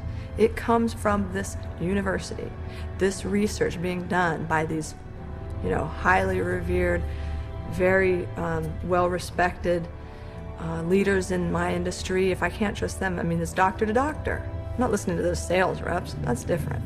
This is doctor to doctor. I'm listening to the big guy. And, they've taken over that process. The scientific literature now, you just can't trust it. Today, between 2/3 and 3/4 of all clinical trials published in major journals are funded by drug companies. And to influence prescribers even more effectively, drug companies will give as much as $1 million to journals for reprints of favorable trials they can later use as objective-looking marketing tools. But the pharmaceutical funding of psychiatry goes beyond even this, until years of pressure finally forced a recent promise to change. The APA's national conference was largely underwritten by drug companies, as were its government lobbying efforts. But old habits die hard. At a recent APA convention, the drug companies were there, handing out food and giving psychiatrists promotional lectures called product theaters. Then they get the vast majority of their funding for their associations, for their meetings, for everything from the pharmaceutical industry. So promoting pharmaceuticals is basically the only options that they have. With psychiatrists already enthusiastically spreading the pharmaceutical gospel to the rest of the medical field, drug companies also attack prescribing physicians on another flank, using armies of drug company sales representatives. We always did a full frontal assault. So we always came in, our product's the best. Our product's the best, our product's the best. Are you gonna write it? Are you gonna write it? You're gonna write scripts?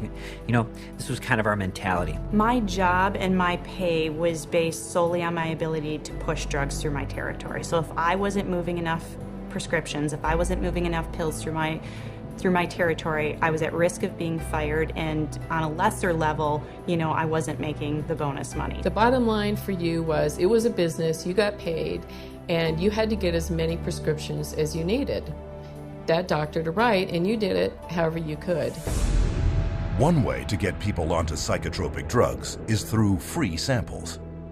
These are not provided by psychotropic drug makers out of a sense of charity. They are intended to get the patient onto a drug regimen he cannot get off of.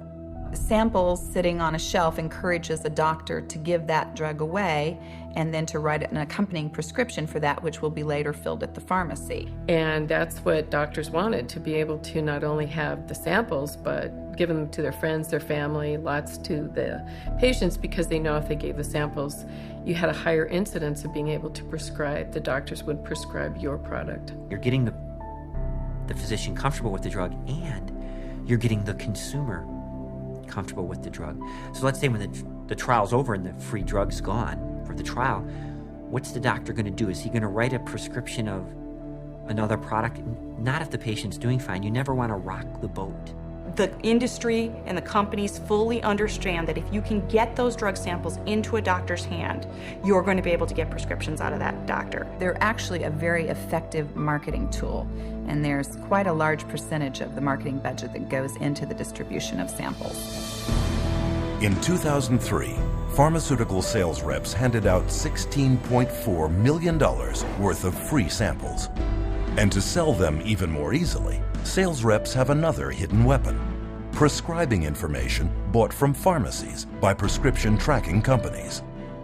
You'd get a list with like Dr. XYZ, Prozac, Zoloft, Paxil, Celexa, and it would tell you how many scripts, give or take, let's say 10, per month or per week, that physician was writing of those products. So we knew everything about our doctors, which ones were the most valuable, which ones to spend the most time on, and what we needed to do, and where their weak spots were. So it was very valuable in that you frequently, as the sales rep, knew better what the doctor was actually doing than the doctor did himself, because he wasn't tracking his own prescriptions. The drug industry now spends $22 billion a year marketing to doctors to increase prescriptions, an astonishing 90% of its marketing budget. And this investment has paid off. Today, psychotropic drugs are a multi-billion-dollar business, with over 2/3 prescribed by general physicians. But psychiatrists are the ones at the forefront, spreading the word. And when the use of psychotropic drugs is questioned or gets bad publicity, paid psychiatric opinion leaders deflect attacks and discredit critics. Or they may simply use their position to make the problem all go away. Case in point, psychiatrist Dr. Daniel Casey, chairman of the first FDA advisory committee that met in 1991 to decide if a warning label about increased risk of suicide should be added to the label of Prozac. At the hearing, family member after family member came forward to show how Prozac had damaged their children and loved ones. In the end, however, Dr. Casey and his colleagues voted against the label, citing a lack of evidence. But what many at the hearing did not know is that 5 people sitting on that 9-member panel had significant financial ties to drug companies. Casey himself became chairman of an FDA advisory panel that voted to approve another antidepressant, Zoloft, later that same year, and soon became one of Zoloft's most sought-after speakers. But the corruption goes beyond even psychiatrists at the FDA. Directors of major psychiatric institutions are likewise paid handsomely by pharmaceutical companies, such as the deputy director of the New York Psychiatric Institute, who one year received $140,000. Even government agencies are not immune from conflict of interest. In 2006, the state of Texas sued drug maker Janssen for flying the state's own mental health officials to other states throughout the nation to promote its drug Risperdal. Included were perks, travel expenses, and speaking fees. Even at the federal level, the chief of geriatric psychiatry at the U.S. National Institute of Mental Health was convicted that same year for accepting and failing to disclose over $250,000 from drug companies in exchange for consultations, retainer fees, and travel expenses. The result of these pharmaceutically paid doctor education campaigns is an explosion in psychotropic drug prescription, not just written by doctors, but by many others. I know some practitioners start people on drugs, on the antidepressants. There's unfortunately, a nurse practitioner that does it, and she's not supposed to. It's not in her protocol. Another nurse practitioner I work with has told me that she keeps doing it. It's gotten to the point where you have nurse practitioners, physician's assistants. There are times when that child doesn't even see a doctor. And we're seeing these prescriptions written for, and at best, the doctor may sign off on the bottom of that prescription.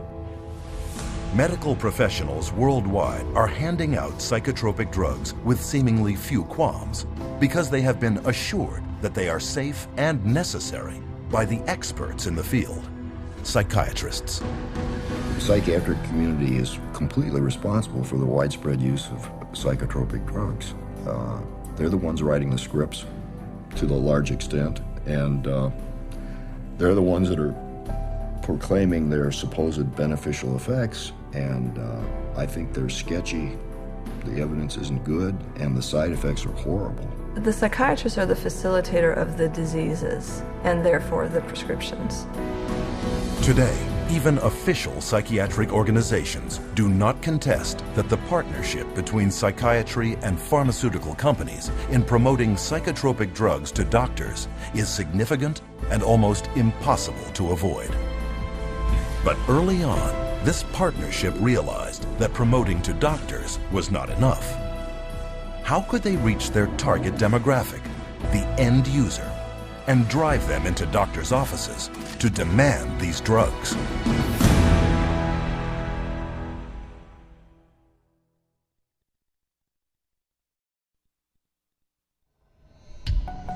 In the mid-1970s, Henry Gadsden, head of Merck, one of the world's largest drug corporations, told Fortune magazine that he wanted his company to be more like chewing gum maker Wrigley's and sell to everyone, even healthy people. Has Gadsden's dream come true? Is marketing now driving the machinery of one of the most profitable industries on earth? Are psychotropic drugs really being marketed like chewing gum?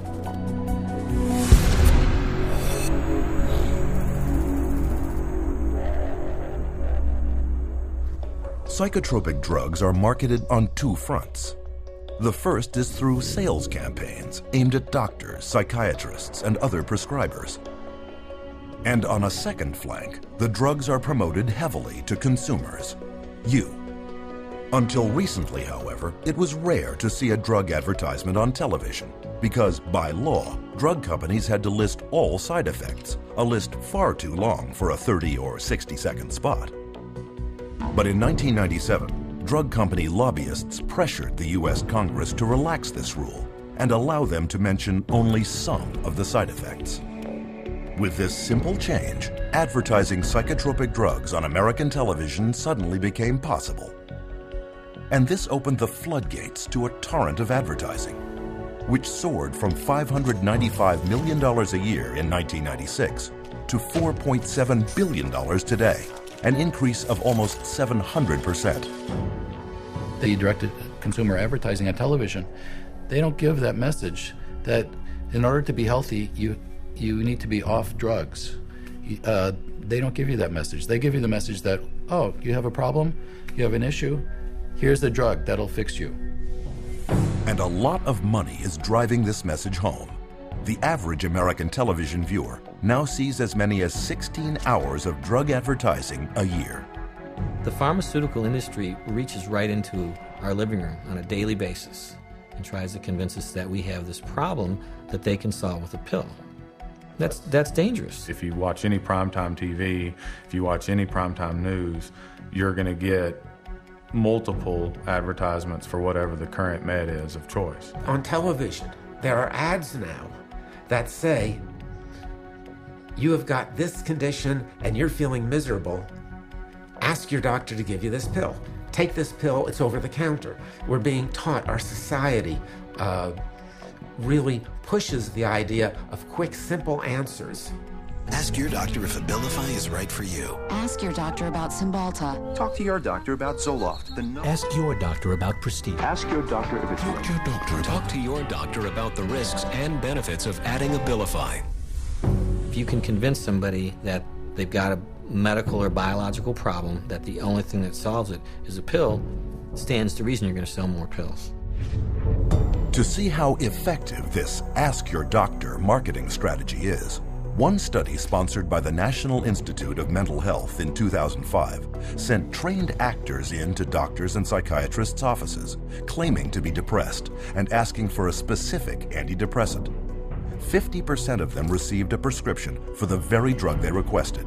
And even if the actor did not ask for any psychotropic drug at all, he was given a prescription a third of the time. The doctors feel tremendously pressured to please the patient, to prescribe what the patient is asking for. Nobody likes being labeled as the doc who didn't do anything for me. The doctor is a businessman. And he knows that if he doesn't fulfill that patient's request, there's a probability that that patient will go elsewhere because he'll find somebody that's willing to prescribe that drug. It should be the doctor's choice. It should be the doctor's evaluation driving the use of any medication. It shouldn't be giving a patient the opportunity to see something on TV and come in and ask for it by name, because doctors then are immediately put in a situation where they feel pressured to pull out the prescription pad, whereas they should have come to that conclusion based on their actual clinical data. But getting the patient to walk in and demand psychotropic drugs for non-existent diseases has taken that power out of doctors' hands. And this has been done through psychiatric drug marketing campaigns that fill the coffers of media outlets. Drug advertising on television, for example, accounts for 55% of the pharmaceutical industry's direct-to-consumer advertising budget. And estimates show that if this television advertising were ever banned, prescription sales in the United States alone would plummet by $10 billion. Magazines and other print media also depend on pharmaceutical companies for much of their advertising dollars, over $1.8 billion a year. But is this a good thing? Do such massive amounts of ad revenue taint what we see in the media? You know, obviously the advertising pays for the television programs. So the real money is in the advertising, not in the television program. So that's where the money is. I don't know of too many magazines that want to run huge advertisements blasting the drug companies that are paying for the magazine on the next page. They're going to take a lot of heat, and people are going to pull their ads if they start doing that. So again, you have a huge conflict of interest at play with the mass media. This partnership between the pharmaceutical industry and the media also extends to public service announcements promoting psychiatric disease. Americans living with schizophrenia. Kids with ADHD or sometimes postpartum depression. Still dealing with depression? It could be your time for change. Psychiatrists are featured promoting drugs in video news releases, which look just like TV news reports, but are in reality drug company-produced marketing spots. On news interviews, the experts furnished come from approved drug company speakers bureaus, and these psychiatrists rarely disclose their financial ties. As a result, mental health care segments in the media rarely deviate from the psychiatric party line. Psychotropic drugs are mentioned in movies and television, such as Prozac on the TV series The Sopranos, and Zoloft, a product placement in the film The Sixth Sense. This mountain of marketing is not confined to broadcast media only. Print, too, is inundated with drug propaganda, masquerading as news and information. All you have to do is look at any accepted magazine in America today, whether it be on even a woman's journal or a men's journal. There's always some type of pharmaceutical product that's being focused. And they've gone so far as to give away free samples. All you have to do is write in this coupon. And the psychiatric drug message has even infiltrated the taxpayer-supported public radio. For instance, psychiatrist Frederick Goodwin hosted a talk show for years where he championed the use of psychotropic drugs. As we'll be hearing today, Dr. Goodwin assured his listeners, modern treatments, mood stabilizers in particular, have been proven both safe and effective in bipolar children. What he did not say was that he would be paid $2,500 by pharmaceutical company GlaxoSmithKline to give a lecture that very night promoting their mood stabilizer drug, Lamictal. And there was more. The very week that Dr. Goodwin told radio audiences that there is no credible scientific evidence linking antidepressants to violence or to suicide, he raked in $20,000 from Glaxo, which had already admitted that it had suppressed studies revealing that its antidepressant Paxil increased the risk of suicide. Further investigation revealed that Goodwin had failed to report more than $1.3 million in drug company income. Might this level of conflict of interest be preventing the mainstream media from revealing the full truth about psychiatric drugs? As long as we have direct-to-consumer advertising and the marketing dollars the pharmaceutical companies put into it, you will not hear a companion story or any information about a school shooter or a person who went to their work and killed all their family members and friends. You will never hear whether or not they were on a medication. What you will hear is how depressed they were.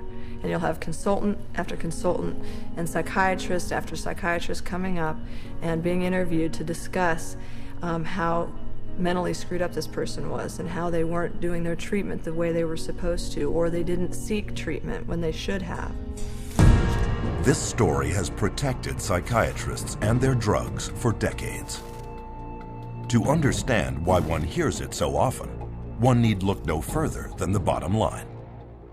As parts of large corporate giants, today's media companies are in the business of making money. And to their CEOs, keeping stock prices high is part of their job description. And when pharmaceutical advertising money is your lifeblood, there is little chance you will rock the boat. With traditional sources so compromised, one might wonder if the information they're getting on psychotropic drugs really is the whole story. But what about the internet? Well, psychiatrists and drug companies are already pushing psychotropic drugs in cyberspace too, with very few restrictions. If a patient goes online and looks up a drug and puts in a drug's name, and there'll be a bunch of sites that come up, many of those sites will be funded by the drug companies, but you won't be able to tell from the site. You'd have to, dig up, if at all. You may have no idea that that site was funded at all by the drug company. And especially those ones like Ask a Doctor, those are definitely drug company driven. Through every communication outlet they can influence, psychiatrists and drug companies team up to drum out one single relentless message. You are sick. We've got the answer. And ask your doctor.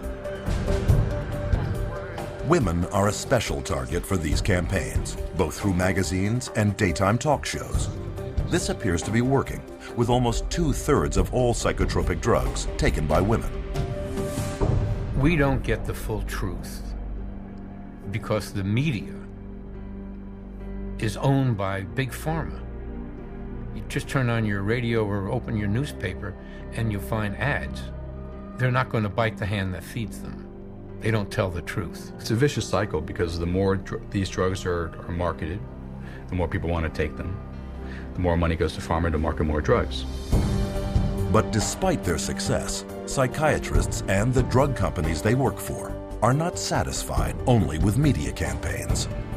So their next strategy is, how do you convince even more people to take psychotropic drugs, all the while remaining a hidden influence?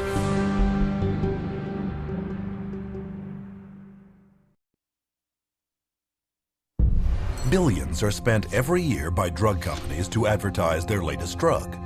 These efforts are obvious. But are there hidden ways that psychiatrists and drug companies can get you to ask your doctor without your even knowing it?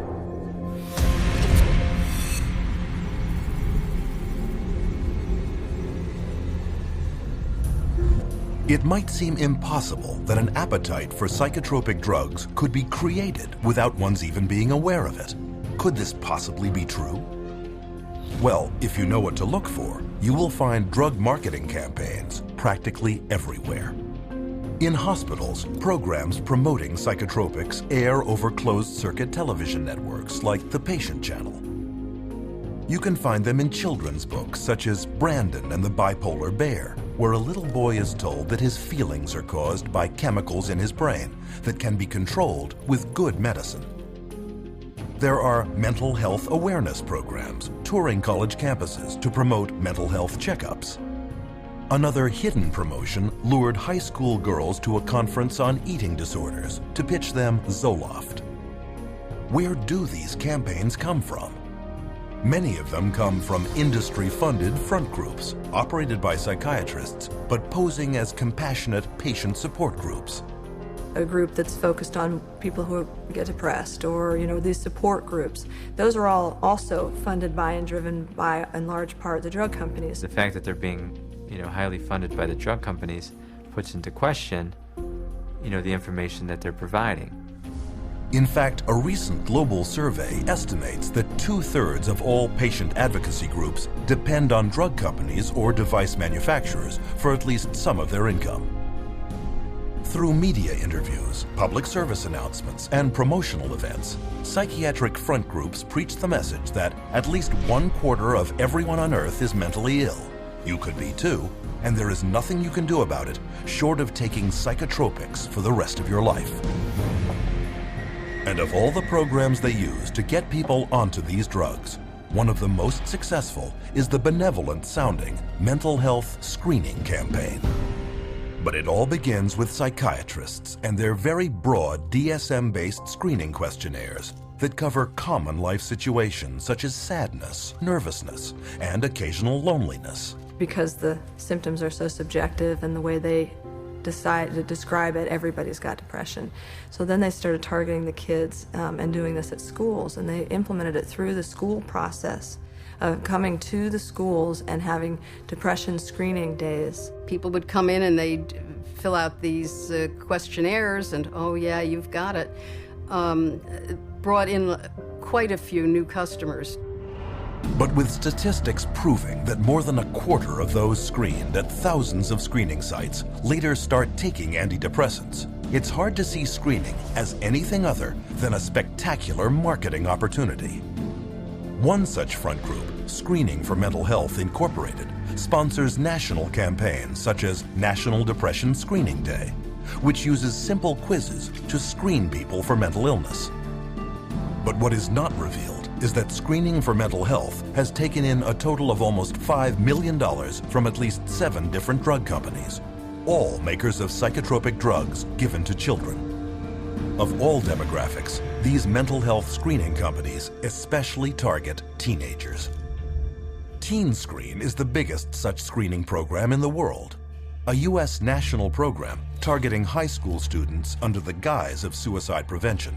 Teen Screen was developed by Dr. David Schaffer, a psychiatrist with heavy ties to the drug industry. Teen Screen is a series of questions that take about 10 minutes for kids to answer. It's targeted at high school kids. On the Teen Screen case, it asks, do you sometimes feel like other people have an easier life, or, do sometimes you feel bad about yourself and other times you feel good about yourself?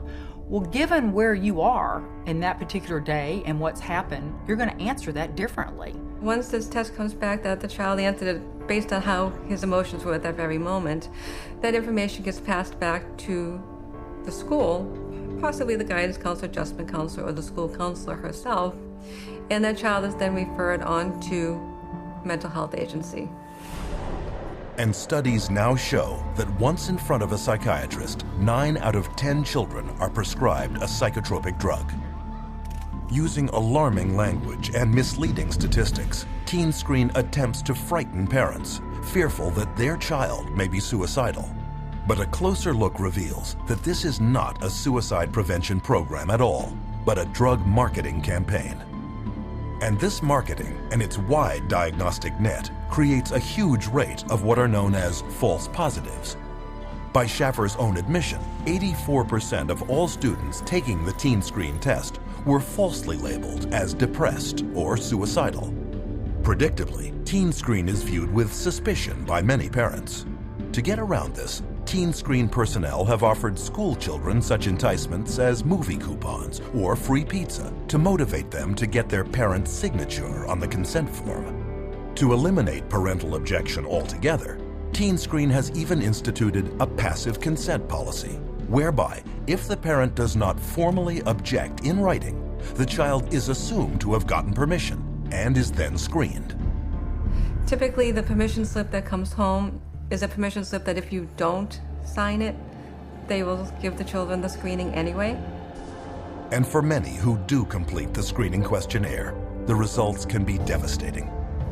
In Colorado, Teen Screen labeled over half of all school children as at risk for suicide, in spite of a government-documented teen suicide rate of less than 1 in 10,000. Far fewer odds than being struck by lightning. In fact, in the last decade, the American teen suicide rate has not risen, but has actually fallen by 25%. There's no data that supports that doing something like a Teen Screen is actually going to reduce suicides. they themselves have indicated that the numbers are so small, the suicide rate is so small, that you can't really get an accurate read on whether it works or not. On top of this, there is now evidence that, far from preventing suicide, screening programs actually cause it. The chair of the National Institute of Mental Health Research Consortium concluded participants were more likely to consider suicide a solution to a problem after the program than before the program. And research has shown that once put on psychotropic drugs, children are more likely not just to consider suicide, but to actually follow through. That you may have more people that are so distraught by the way they are when they're under the influence of the drug that they do commit suicide.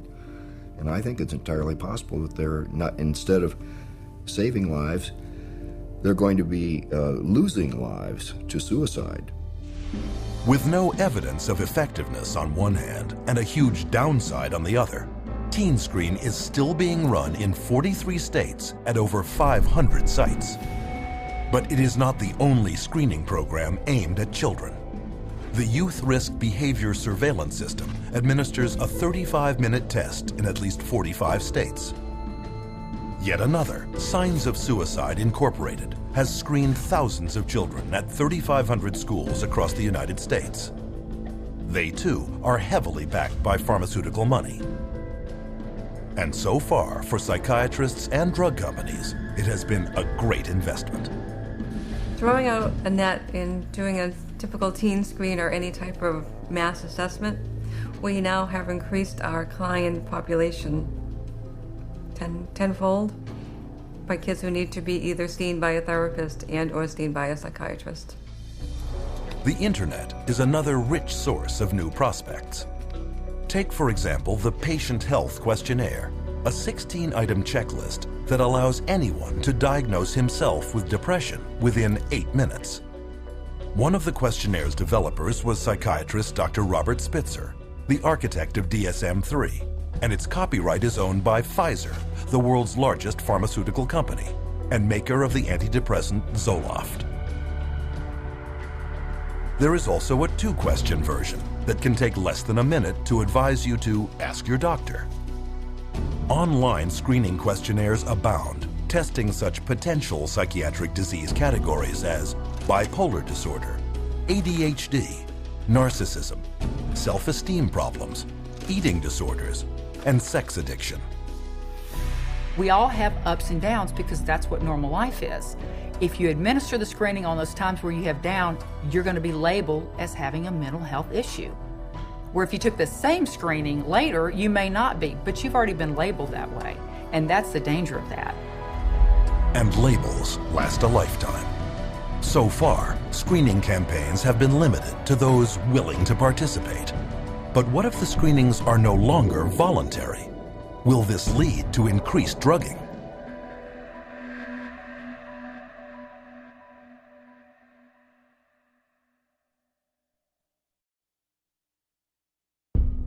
Psychiatrists insist that a mental health screening would be beneficial for everyone. But is this true? And what are the risks?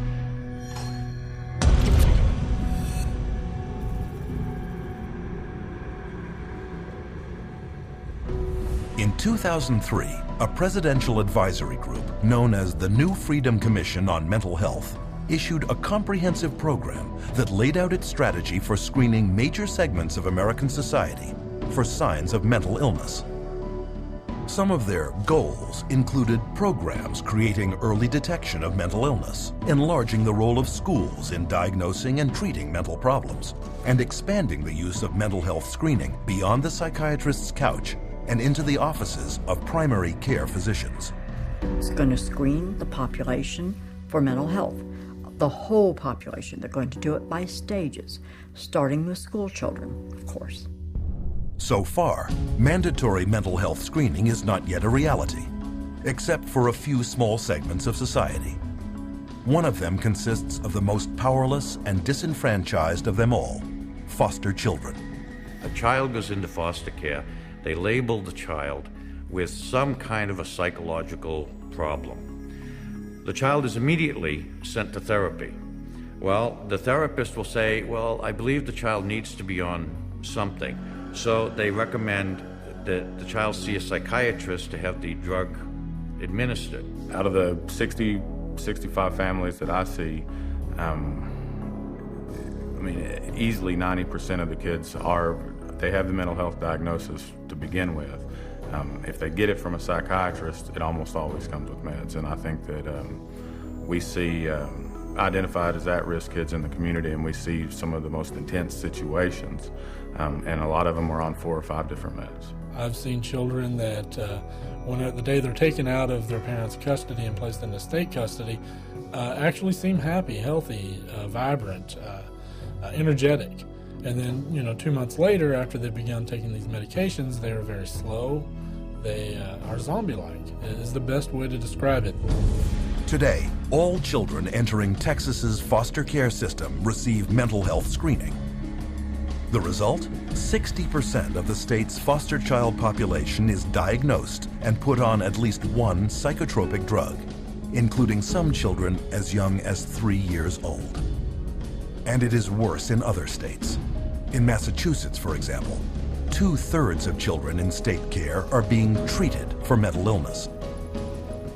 Nationally, foster children are being drugged at over triple the rate of children in the general population, such as in the case of 7-year-old foster child Gabriel Myers, on 2 powerful psychotropic drugs, one carrying an FDA warning for causing suicidal thoughts in children when he hanged himself with a shower hose.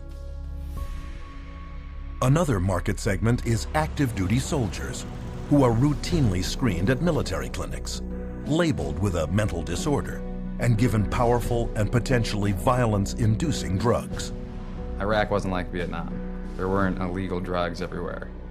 But there were drugs everywhere because, every guy on post, they knew all they needed to do was go down and see the combat stress unit, the shrink, and he was the drug dealer on post for us. Almost everybody that saw the body or experienced the event were put on some sort of psychotropic medication. Some bases where my friends were at, my fellow veterans were at, everyone, the whole platoon was on drugs. I would say about 75% of active duty military is addicted to some type of psychotropic drug. You can walk around a military barracks and you ask someone for some Prozac, and somebody's got some Prozac or some Xanax or some Zoloft. I've got friends who were in the Army with me who are now dependent on Zoloft and psychotropic drugs just because they got used to it in Iraq and they didn't ever want to get off it, and now they're dependent on it and addicted to it.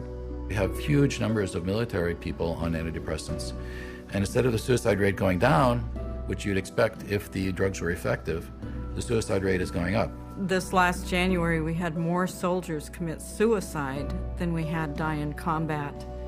And what's not being brought out much yet is the fact that the large majority of these soldiers were on these drugs. We're drugging the military at a rate we've never, ever seen before. And this is just the beginning. Military mental health screening programs are planned for 43 clinics in 15 bases throughout the United States, Germany, and Italy.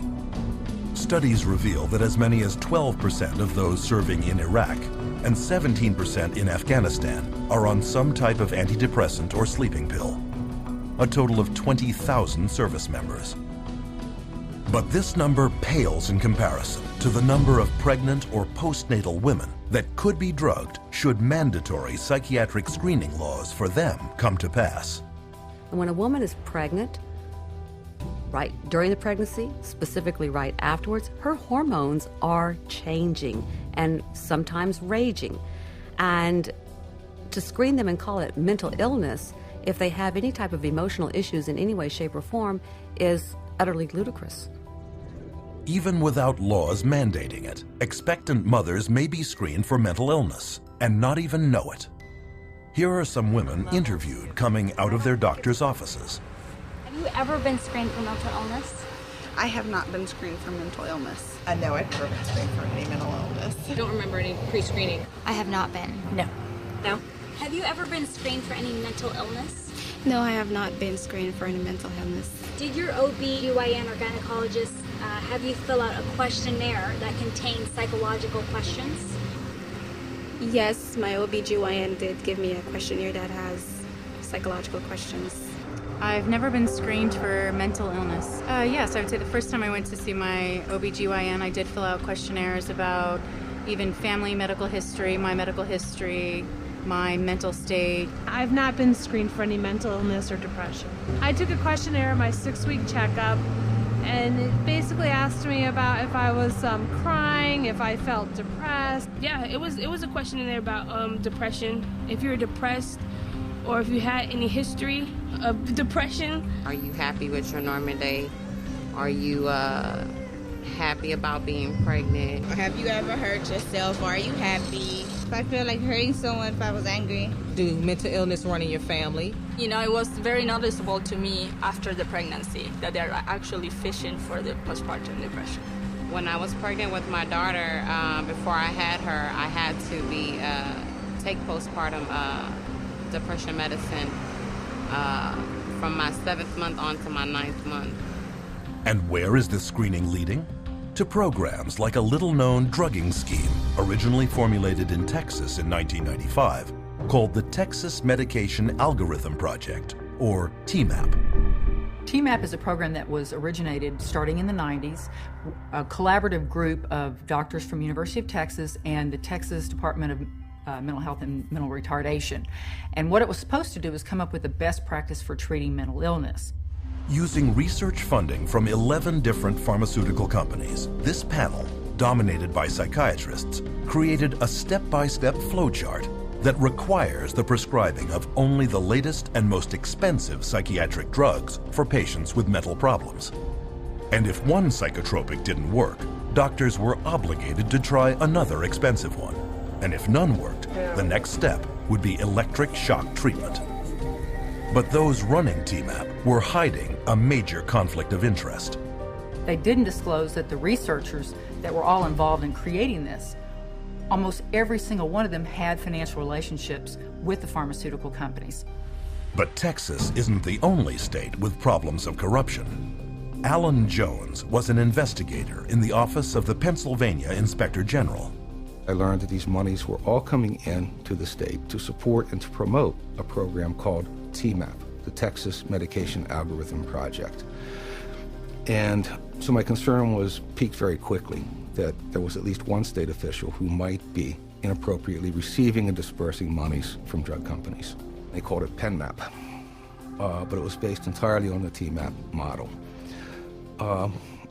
Also very quickly, I learned that there were other state employees who were serving on advisory boards financed through various pharmaceutical companies, and other state employees who were accepting honorariums personally, directly, from drug companies for speaking in their state capacities or official capacities. That's a felony in Pennsylvania.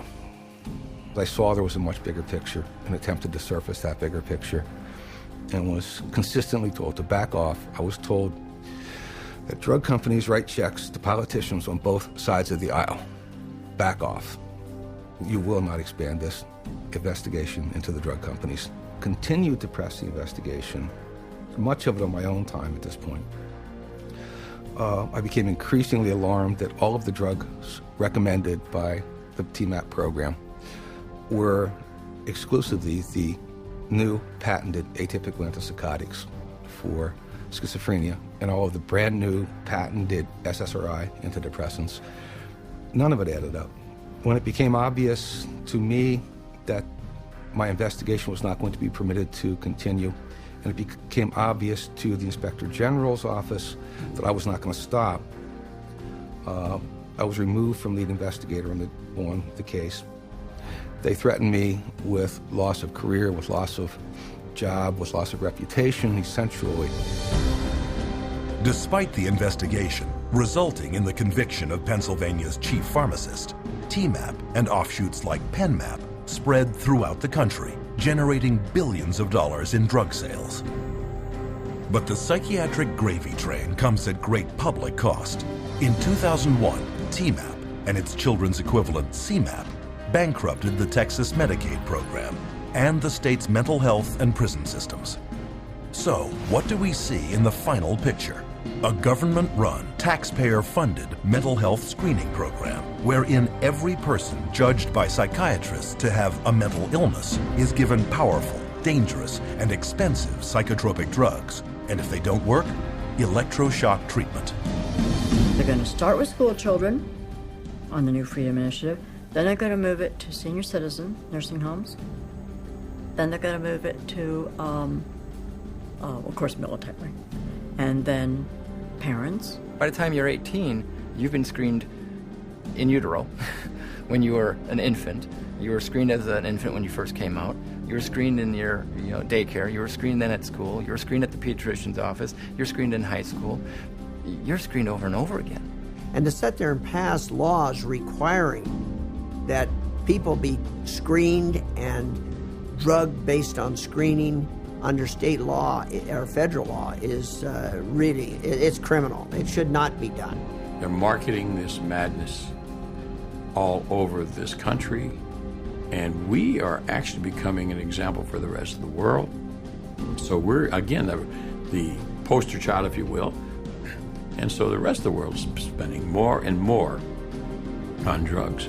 I don't know that there was ever a time in the history of the world where people have been drugged to the extent of what we're seeing today. The reality is, if you look at the overall picture, I don't see these drugs helping us make a better society. We see it in the military, we see it in our children, we see it in the schools. These drugs are not working to make a better society.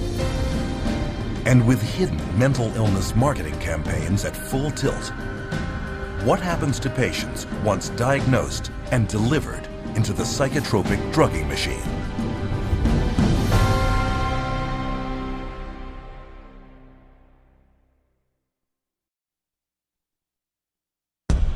If drugs are being sold as safe and effective by psychiatrists and drug companies, why is it that we are seeing an alarming increase in consumer-reported adverse side effects?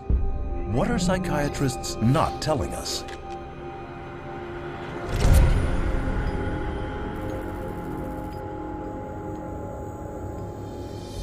All drugs create biological changes in the human body. In mainstream medicine, those changes that are intended are called main effects. Those that aren't are called side effects. No drug is without effects, side or otherwise. But with psychiatric drugs targeting delicate brain processes, all effects, even main effects, can be hazardous, unpredictable, and sometimes irreversible. All these medications that are apparently supposed to act as a magic pill, they're finding all of them have side effects that, could put the patient in harm's way just as well as it could help them. So, just what are these drugs doing, and how do they work? To find out, you should be able to locate much of this information in the drug's package insert, or PI. Contained in this insert is the mechanism of action, the drug maker's explanation for how the drug works on the body. Take, for example, antibiotics, drugs used for over 50 years as a cure for infectious diseases such as tetanus, tuberculosis, and strep throat. Its mechanism of action is well known. Antibiotics prevent the cellular activity of bacteria, thus inhibiting its growth or killing it altogether.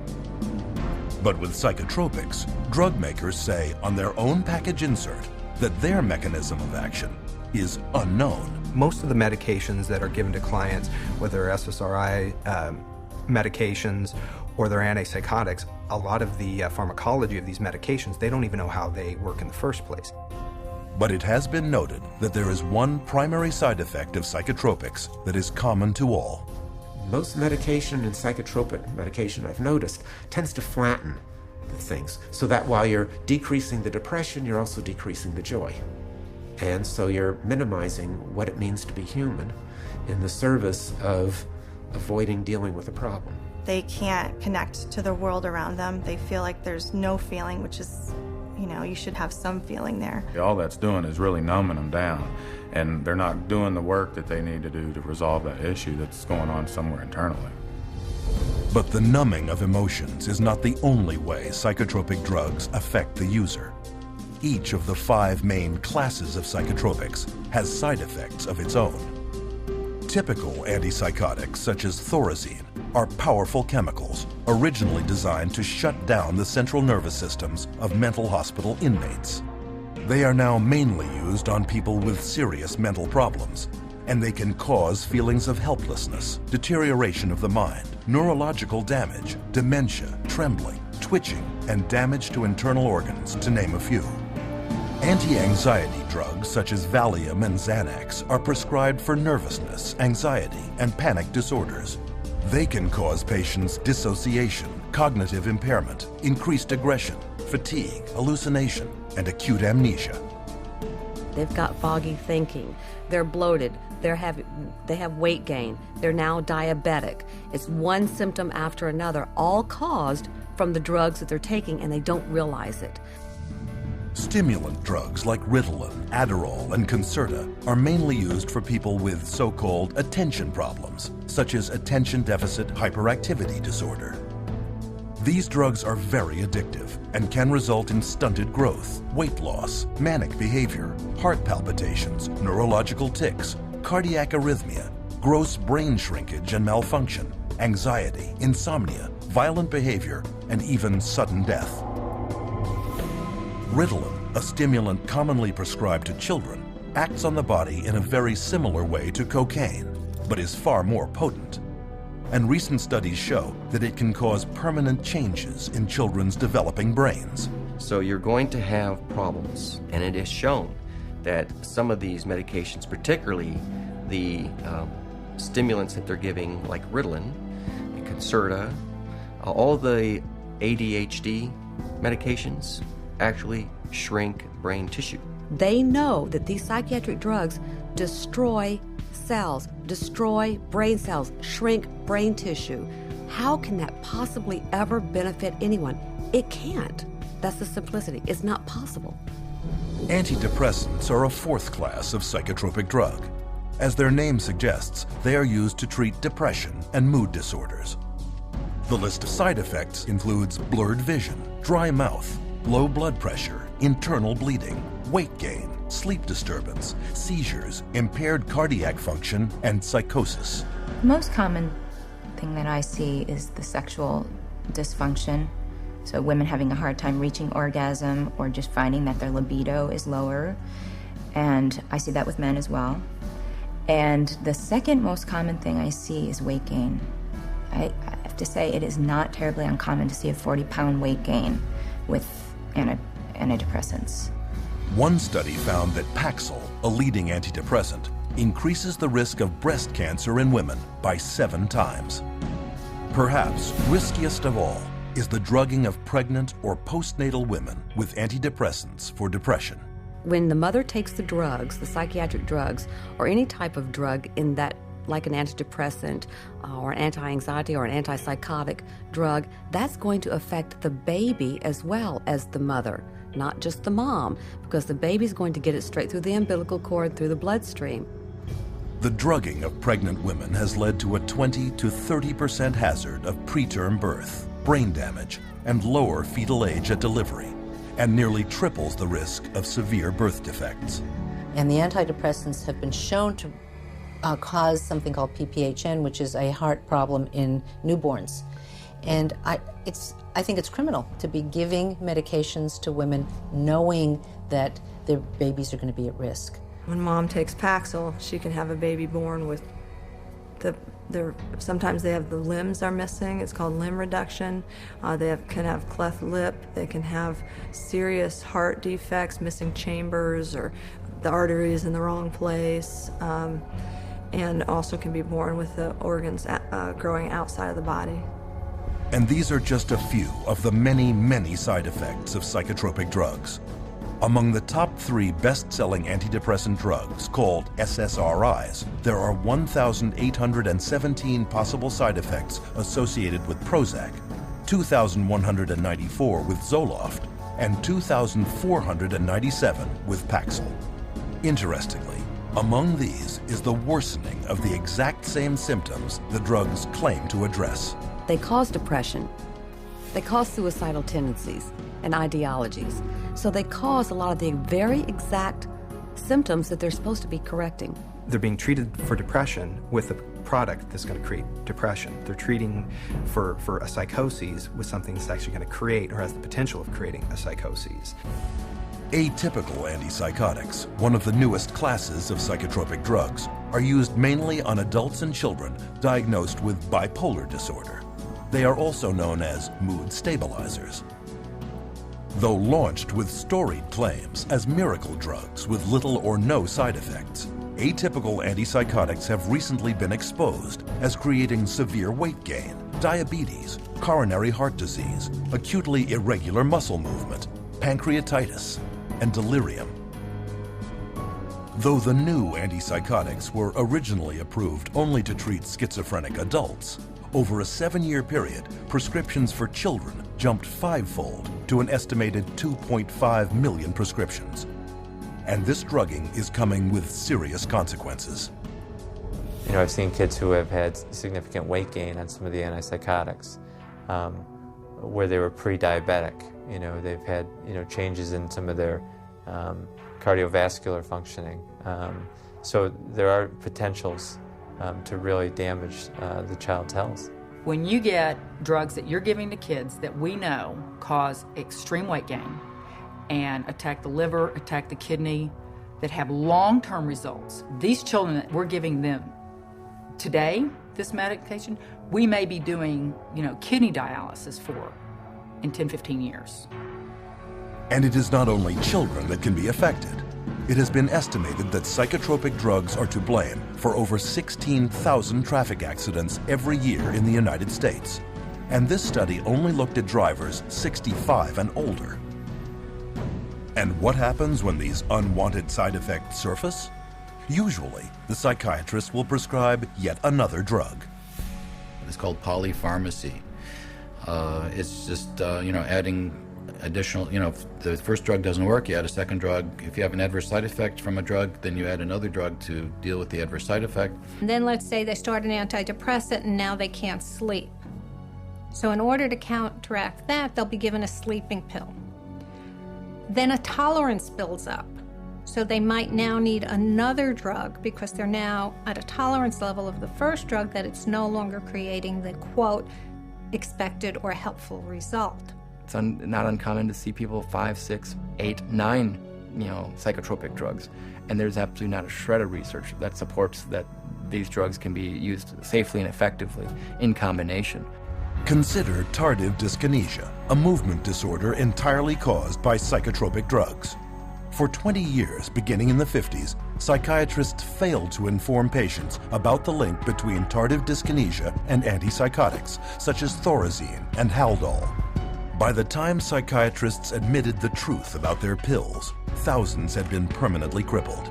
Even today, tardive dyskinesia has developed in 73,000 older adults, and drug-induced Parkinsonism has appeared in 61,000 more. But this class of psychotropics is far from the exception. Reports are now surfacing that today's atypical antipsychotics and antidepressants, such as Zoloft, are causing widespread tardive dyskinesia, sometimes within months of first use. But psychiatrists and drug companies continue to dispute this damning new evidence and go on prescribing these drugs, even to children. But of all the side effects experienced by users of psychotropic drugs, the most horrendous may be an intense inner agitation and restlessness, known as akathisia. These drugs can cause something called akathisia, which causes people to become very agitated, and actually a little nuts, a little off balance, and they'll do things that they never would have done before, things that are totally out of character. This is a normal person without any history of auditory hallucinations, and all of a sudden they'll say there's voices telling them this is the only way to stop the pain, this is the only way is to kill themselves. Had patients tell me that they never, ever, ever had one single thought about suicide in their entire life until they started on the drug. An estimated 10 to 25% of SSRI antidepressant users, close to 7 million people in the U.S., experience akathisia.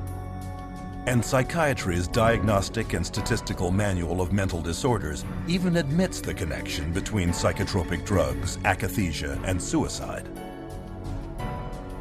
The statistics back this up. the suicide rate of the general population is less than 11 for every 100,000.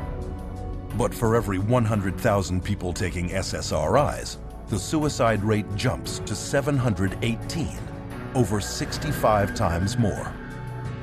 And yet, we are told daily by psychiatrists and drug companies that psychotropic drugs actually prevent suicide. So, what are we to believe? One can start with the drug company's own warning letters to doctors, or unpublished data for the antidepressant Effexor, or an analysis of Prozac using the FDA's own statistics, or even a British House of Commons report on Zyprexa. Of course, not everyone commits suicide, but the huge volume of other side effects can be horrendous. The medication that the psychiatrist prescribed me made me feel awful. Constant headaches, constant nausea, wanting my skin to turn inside out, just feeling like bugs were crawling all over me all the time. It made me feel like all slow and like sluggish and stuff. Like, and when somebody would ask me something, it would kind of like take a minute, like, what? These drugs have affected my heart. They have affected my liver. Weight gain one time, hit like 40 pounds. These thoughts come over me like I wanted to kill I wanted to really hurt somebody. It just sucks all the life out of you. So you're like a body, like a machine. I didn't want to live. I didn't have the desire to live. I felt miserable. You just can't live, you know? You'd just rather die. Because there's no living when you're hallucinating every day. I actually tried to commit suicide with my psych meds. At some point when you realize that you are really just existing, you're not living, at some point you realize you need to take the risk to get off. But what about those who say psychotropic drugs really did make them feel better? That for them, these are life-saving medications whose benefits exceed their risks. Are psychotropics actually safe and effective for them? So what ends up happening is that someone feels good for a while, and then very often they have to have their dose increased, and then they feel good for a while, and then they might have to have it increased again, or maybe they'll switch agents. So it's that kind of a story if you're not actually getting to the root of what's going on. I think the research is pretty clear that then often starts to change, and you start to have a supersensitivity to being depressed, in which case then they become more depressed, and then they're chronically depressed. And there is ample evidence that if the short-term side effects of psychotropics don't get you, the long-term effects will. Psychiatric drugs are toxic to the body. They do build up in the body and add to the body's reserve and reservoir of toxins that will suppress the immune system, and the body will try and fight them as foreign objects. If they're on these medications for years and years and years, I mean, one of the things that we know about adults and some of the, for bipolar and schizophrenia is that they're dying at younger ages, and these are adults. So if we're starting this medication approach with young kids, what is their life expectancy going to be? No one's really examined it or is looking at the big picture, which is what's it really do to a society with a proliferation of mood-altering, emotion-altering, or blunting in a society at large. And I think we're going to really see a huge, huge increase in violence and suicide and a lot of bizarre behaviors that we haven't seen, because for a very short period of time, only in the last 60 years, have we really started medicating, intoxicating our brain with these incredibly toxic substances. The very real probability of significant long and short-term side effects should give anyone considering taking psychotropic drugs great pause. But what about those already taking them, who, no matter how hard they try, cannot get off?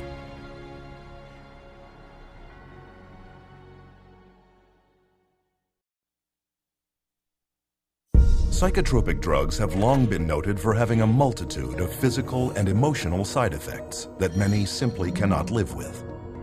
But if side effects from psychotropics are so bad, why do some people continue to take them?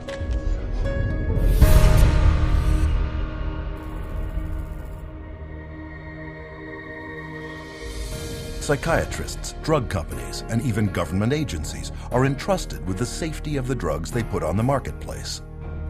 And while they will reluctantly admit to most side effects of psychotropics, there is one more that they almost never mention. Every single one of these drugs are addictive, psychologically and or physically addictive. They change your body's makeup, you change your body how it reacts to things. And so even though people, their psychological state, they may be over their depression, they physically will need that drug still. And so that becomes the complication of getting them off. I have people come to me on a weekend, they've run out of refills, and they say to me, if I don't take this drug, I'm gonna get sick. If I don't take this drug, I'm gonna get sick. We don't talk about psychologically, we don't talk about depression, we don't talk about anxiety. I am going to get sick if I don't take this drug this weekend. It has nothing to do with psychology. But listen to what some psychiatrists questioned at a recent APA conference had to say about addiction.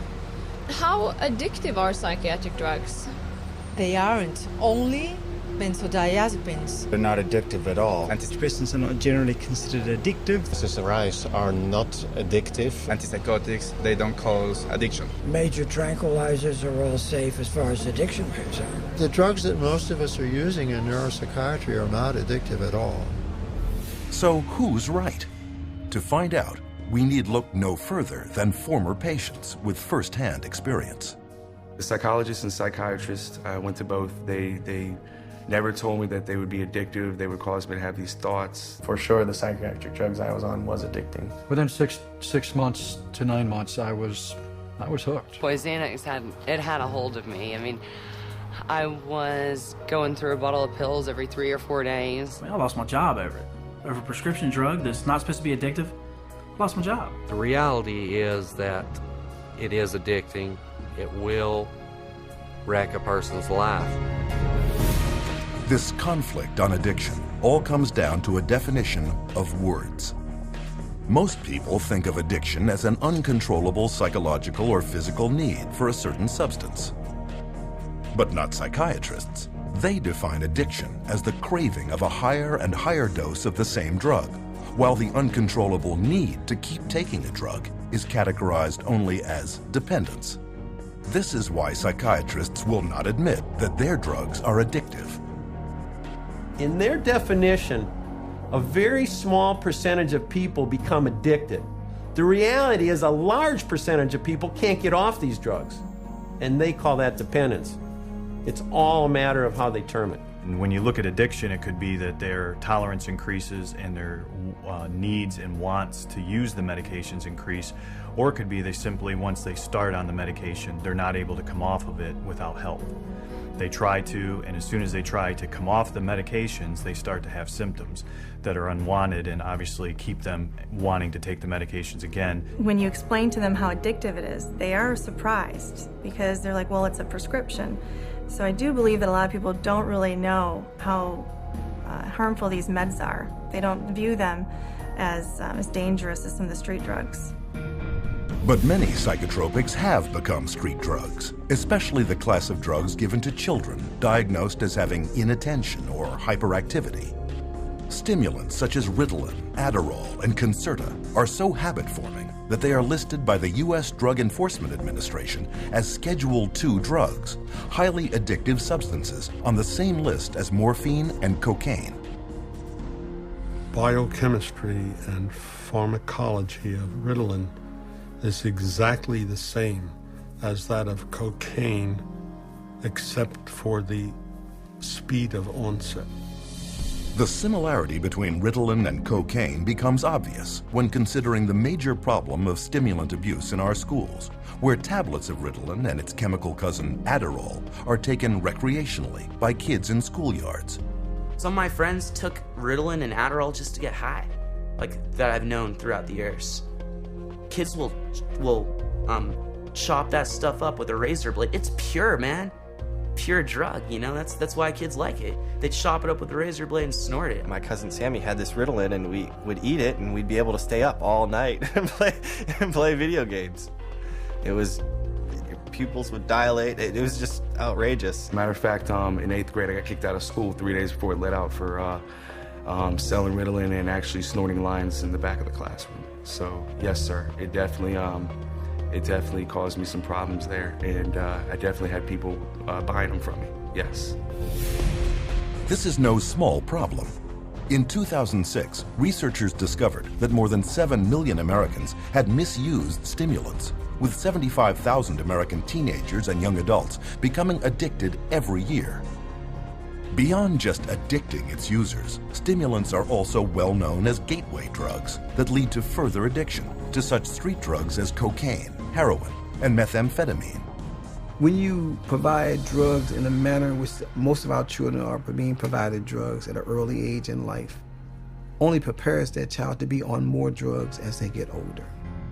And yet in several recent publications, psychiatrists actually encourage children labeled ADHD to take stimulants to reduce future dependencies on cocaine and other street drugs. But evidence shows that not only is this theory unfounded, but the reverse is true. When I've spoken to people who are methamphetamine addicts, they said that the drug that they started taking almost consistently was Ritalin. The longer a child is on Ritalin, the more the likelihood that they may become addicted, whether it's Ritalin or Concerta or Adderall, okay, or a number of other drugs. Stimulants aren't the only psychotropic drugs carrying a high potential for addiction. Benzodiazepines, for example, are tranquilizers that can become addictive within 14 days. Take, for example, the benzodiazepine Xanax, which after only 5 years on the market was producing 1.5 million addicts every year. And getting off can be very difficult. Symptoms of Xanax withdrawal include shakiness, loss of appetite, muscle cramps, memory and concentration problems, insomnia, agitation, panic, and anxiety. Some of the psych medicines, particularly the benzodiazepines, are some of the most addictive drugs there are in terms of the persistent withdrawal anxiety that these drugs cause. I have been in the position of having to withdraw a number of people from benzodiazepines that I didn't put on them, obviously. And it's difficult. It's really difficult. Prescription benzodiazepines, I think, are much more dangerous and much harder to come off of for the patient than the street drugs are. But survivors will tell you that benzodiazepines are not the only class of psychotropic drug that is extremely hard to withdraw from. I had about a 10-year time frame in my life where I abused both street drugs and prescription drugs.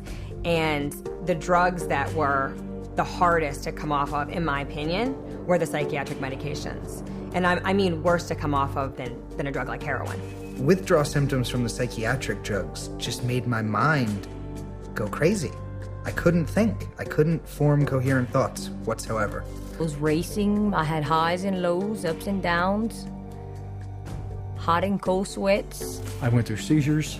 I was sweating with night sweats so bad I was wetting my bed just with sweat. I had tremors really bad. I mean, I joked that I looked like I had the end stages of Parkinson's disease, but you couldn't even hold me still when I was going through withdrawals. My legs would shake.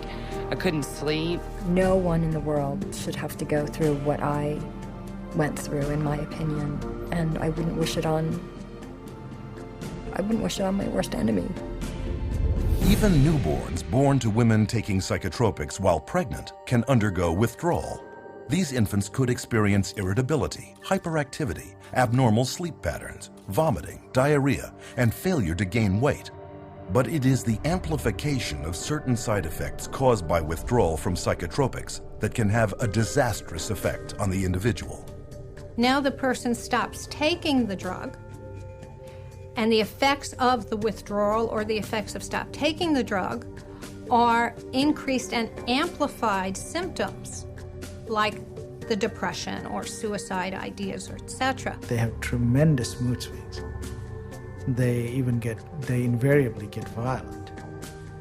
And they cannot control their emotions. You're very depressed, you're suicidal, you're hallucinating, you're psychotic, you're crazy, you're manic when you stop taking your medication.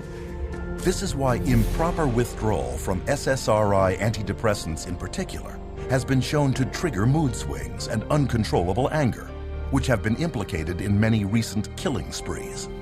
In May 1998, for example, 15-year-old Kip Kinkle had just stopped taking Prozac when he shot and killed both his parents, then went on a shooting rampage at his Oregon high school, where he murdered 2 more and wounded 25.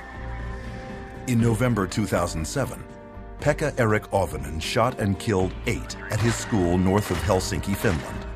Earlier that fall, he had either reduced or stopped using the antidepressant he was prescribed for social anxiety.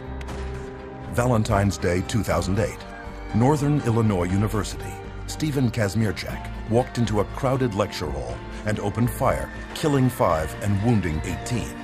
A few weeks earlier, he too had abruptly stopped taking his antidepressant. But rather than acknowledging that tragedies such as these are the result of withdrawal from highly addictive psychotropic drugs, the customary response of psychiatrists is to blame the lack of the drug for what they claim is the return of the mental illness. When a psychiatrist says that, well, the reason why they're feeling that way when they get off the drug is because, see, that shows you how bad they really need the drug. Here's the deal. There's no way that that's true. The reality is, when they stop the drug, they get depressed or they have withdrawal effects of various types. And the reason they're having those effects is because it's a withdrawal effect from the drug. All you need to do is you need to sit down and listen to anyone who's been on these medications and wants to come off them. And you listen to their story, and you listen to what they're going through, why they want to come off them. And that's it. The conversation stops. The debate ends. My name is Robin, and currently I am withdrawing from lorazepam, and I am at the 0.4 milligram dose. Here we go. Today, I was totally exhausted. I've had 4 nights, 2 nights of insomnia, and then a good night's sleep, then 2 nights of insomnia. Well, just hoping that I can sleep better tonight. Didn't sleep good last night. Well, as you can see, today I don't care. I did not get ready, and my wave went down. I'm down in the valley today. One of the side effects or withdrawal symptoms for lorazepam can be night sweats or hot flashes, a little lightheaded and kind of dizzy, anxiety, sore throat, weepy, very, very tired, grouchy, just overwhelmed, distraught, distressed. I began to experience suicidal thoughts. I think I've said a little bit to my husband, but he was already worried enough. This is really the first time I'm saying something about it. I feel like I could have a nervous breakdown. You know, there are just times like I hit a brick wall and I can't do it anymore. It's going to take another, maybe 18, 19, 20 weeks to get off of it. And that is very overwhelming to me. I'm weary today. And this is how I used to be for many weeks with lorazepam. And that's the hardest thing, is you are trapped into living it out the way you have to live it out in order to be safe. So that's frustrating. I just want my life back. And that's where I am today. It took months for Robin to wean herself off just one of her psychiatric drugs. And addiction specialists agree that slowly withdrawing is the only safe way. You just can't cut people off from these drugs. Sometimes it can take up to a year or more, depending on the person and how long they've been on the drug and how we wean them off. You can't stop these drugs cold turkey. No. I would never advise anybody to just stop them. They need to be under the care of a medical practitioner. When some of my patients come in and they talk to me about getting off of psychiatric medications, I really caution them not to just stop their drugs cold turkey, because that can really send them into a tailspin. The data is right there. It's going to cause the symptoms that it causes. It's going to have withdrawal effects. And they know it. There's not a psychiatrist that doesn't know it. And yet psychiatrists tell us that psychotropic drugs are the only way to keep people from insanity and alleviate mental distress. But is this really the case? Or are there other choices, effective, inexpensive, and drug-free, that could accomplish all the empty promises left broken and unfulfilled by psychiatry?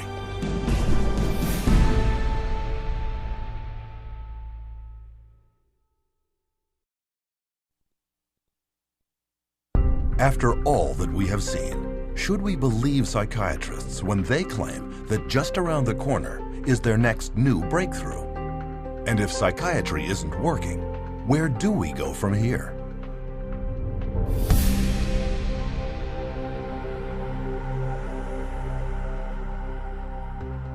When we look over the landscape, one question becomes clear. How can anyone trust psychiatrists with their mental health? Even psychiatrists interviewed at a recent convention of the American Psychiatric Association readily admit they have no answers. What is the answer to mental illness? That's too broad of a question to answer. What's the answer to mental illness? I don't think there are any answers to mental illness. You still need a better answer than the one we have now for mental illness? I can't even understand the question, I guess. There's no real answer. You can't, these are like chronic problems. You can't just cure somebody. Since psychiatry has no answers, how do we care for those with very real and severe psychological problems? There are, in fact, many, many answers, but you will never hear about them from psychiatrists who prescribe psychotropic drugs. One solution was the Soteria Project, formed in 1971 by Dr. Lauren Mosher, then head schizophrenia researcher at the National Institute of Mental Health. Lauren Mosher developed this program, through NIMH to look at this because they were starting to have in the research a debate about whether the medications were actually being helpful or whether they were actually causing some problems. They would create a community-based center where people diagnosed with schizophrenia could go.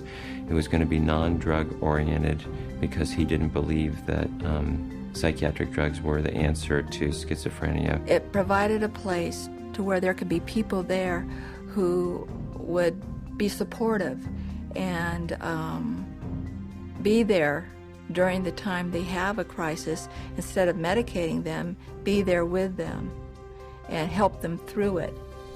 And the results were staggering. Soteria residents did significantly better than their peers who were on drugs, with far fewer readmissions. The success of Soteria House proved that understanding and compassion could relieve mental turmoil far better than psychiatric treatment, and without the nasty side effects. But despite this, Dr. Mosher's breakthrough would soon be utterly rejected by a psychiatric community dependent on psychotropic drugs and pharmaceutical money. In Dr. Mosher's 1998 resignation letter to the American Psychiatric Association, he wrote, "Psychiatry has been almost completely bought out by the drug companies.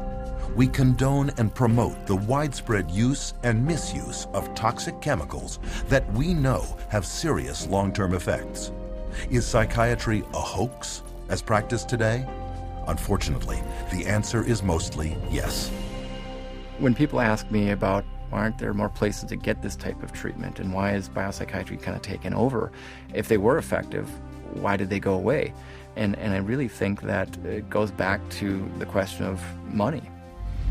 Between political pressure exerted by the psychiatric establishment and a lack of funding, refuges like Soteria are few and far between. But they can be found, and the truly troubled can and do recover. But what about common, everyday mental or emotional distresses, such as depression or mood swings? Without using psychiatry, how can we treat those? It's easier than one might think, since there is ample evidence that well over half of all psychiatric problems are actually caused by an underlying, undetected physical condition. I would say nearly 100% of the time when someone comes in wishing to get off of an antidepressant, I find some underlying issues that weren't addressed originally that may have contributed or else caused their mood disorder. And you start to look at all the different factors in their life. A lot of times you can find that there's multiple different reasons that someone's not feeling well. Viruses can cause depression. Digestive issues can cause depression and anxiety. Iron deficiency is very connected to depression. One of the effects of pesticide poisoning is depression. Little children, if they get a streptococcal infection, can become obsessive and compulsive.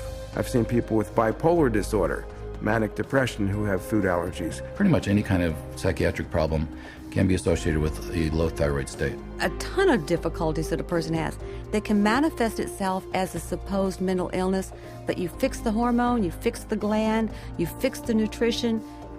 Miraculously, you can also fix the quote-unquote mental illness. Why a psychiatrist cannot get to the root of a person's problem, that's the million-dollar question. I have absolutely no idea. They could. They learn it in school. They could just as easily run a blood test as I could run a blood test. They could run all the diagnostic tests I can. They study anatomy, physiology, pathophysiology. They just choose on their own to treat symptoms. What about others whose psychological problem is not due to an underlying physical problem? Divorcing parents, a change in babysitters, moving in the middle of a school year. Those can cause disruptions in the normal flow of sitting in a class and paying attention. Good things are seen as stressful as bad things. Buying a house can be as stressful as losing a house. Getting married can be as stressful as getting divorced. But it may be some situational anxiety, situational depression that would have resolved on its own years ago. And the patient's been on medicine for years. Well, it is ridiculous to think that normal depression or grief from normal life circumstances should be treated with medication.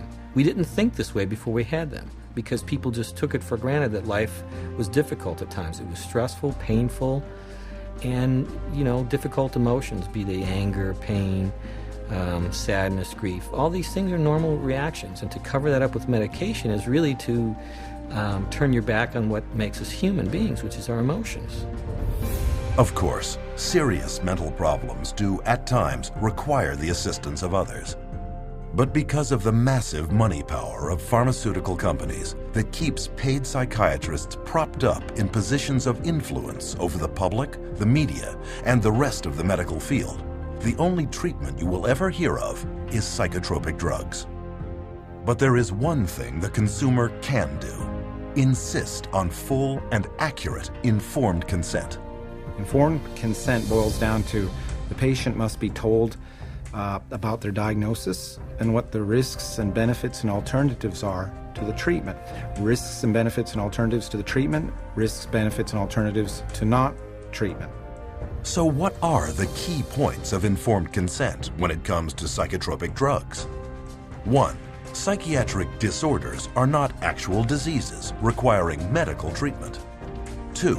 There is no scientific proof that psychiatric drugs resolve or cure any mental problems. 3. Psychiatric drugs mask symptoms and come with severe short and long-term side effects. 4.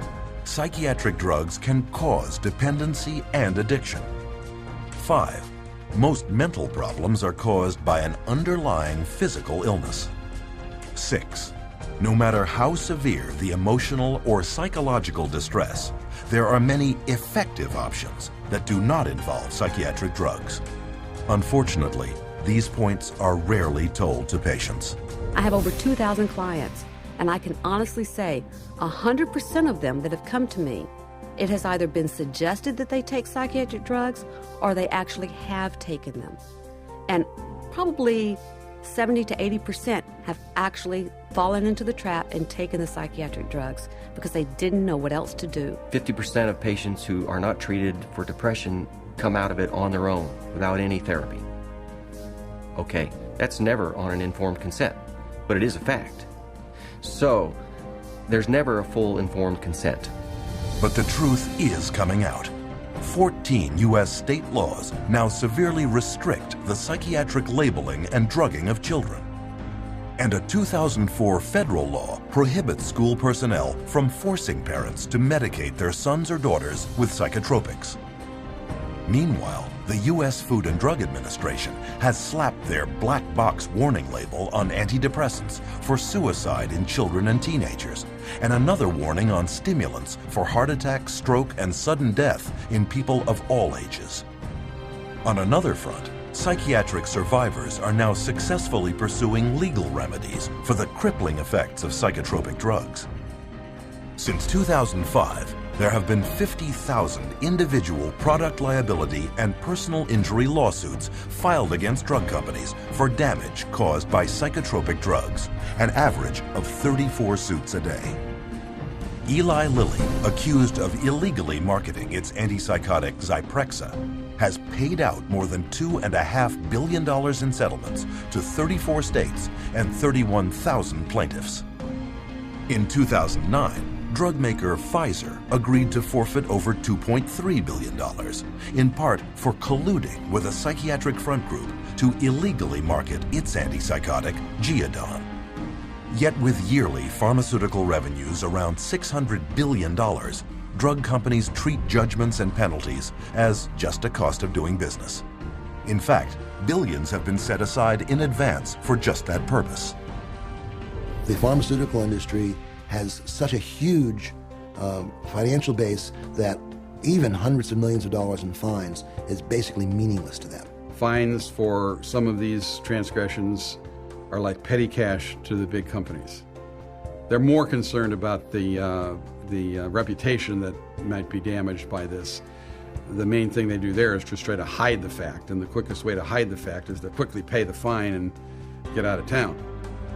And this opens the door to enterprising attorneys, but they have to be prepared. Lawyers need to understand that they do not receive adequate scientific training to conduct these cases by themselves. They need to gather together a team of experts who will help them to do these cases wisely and well.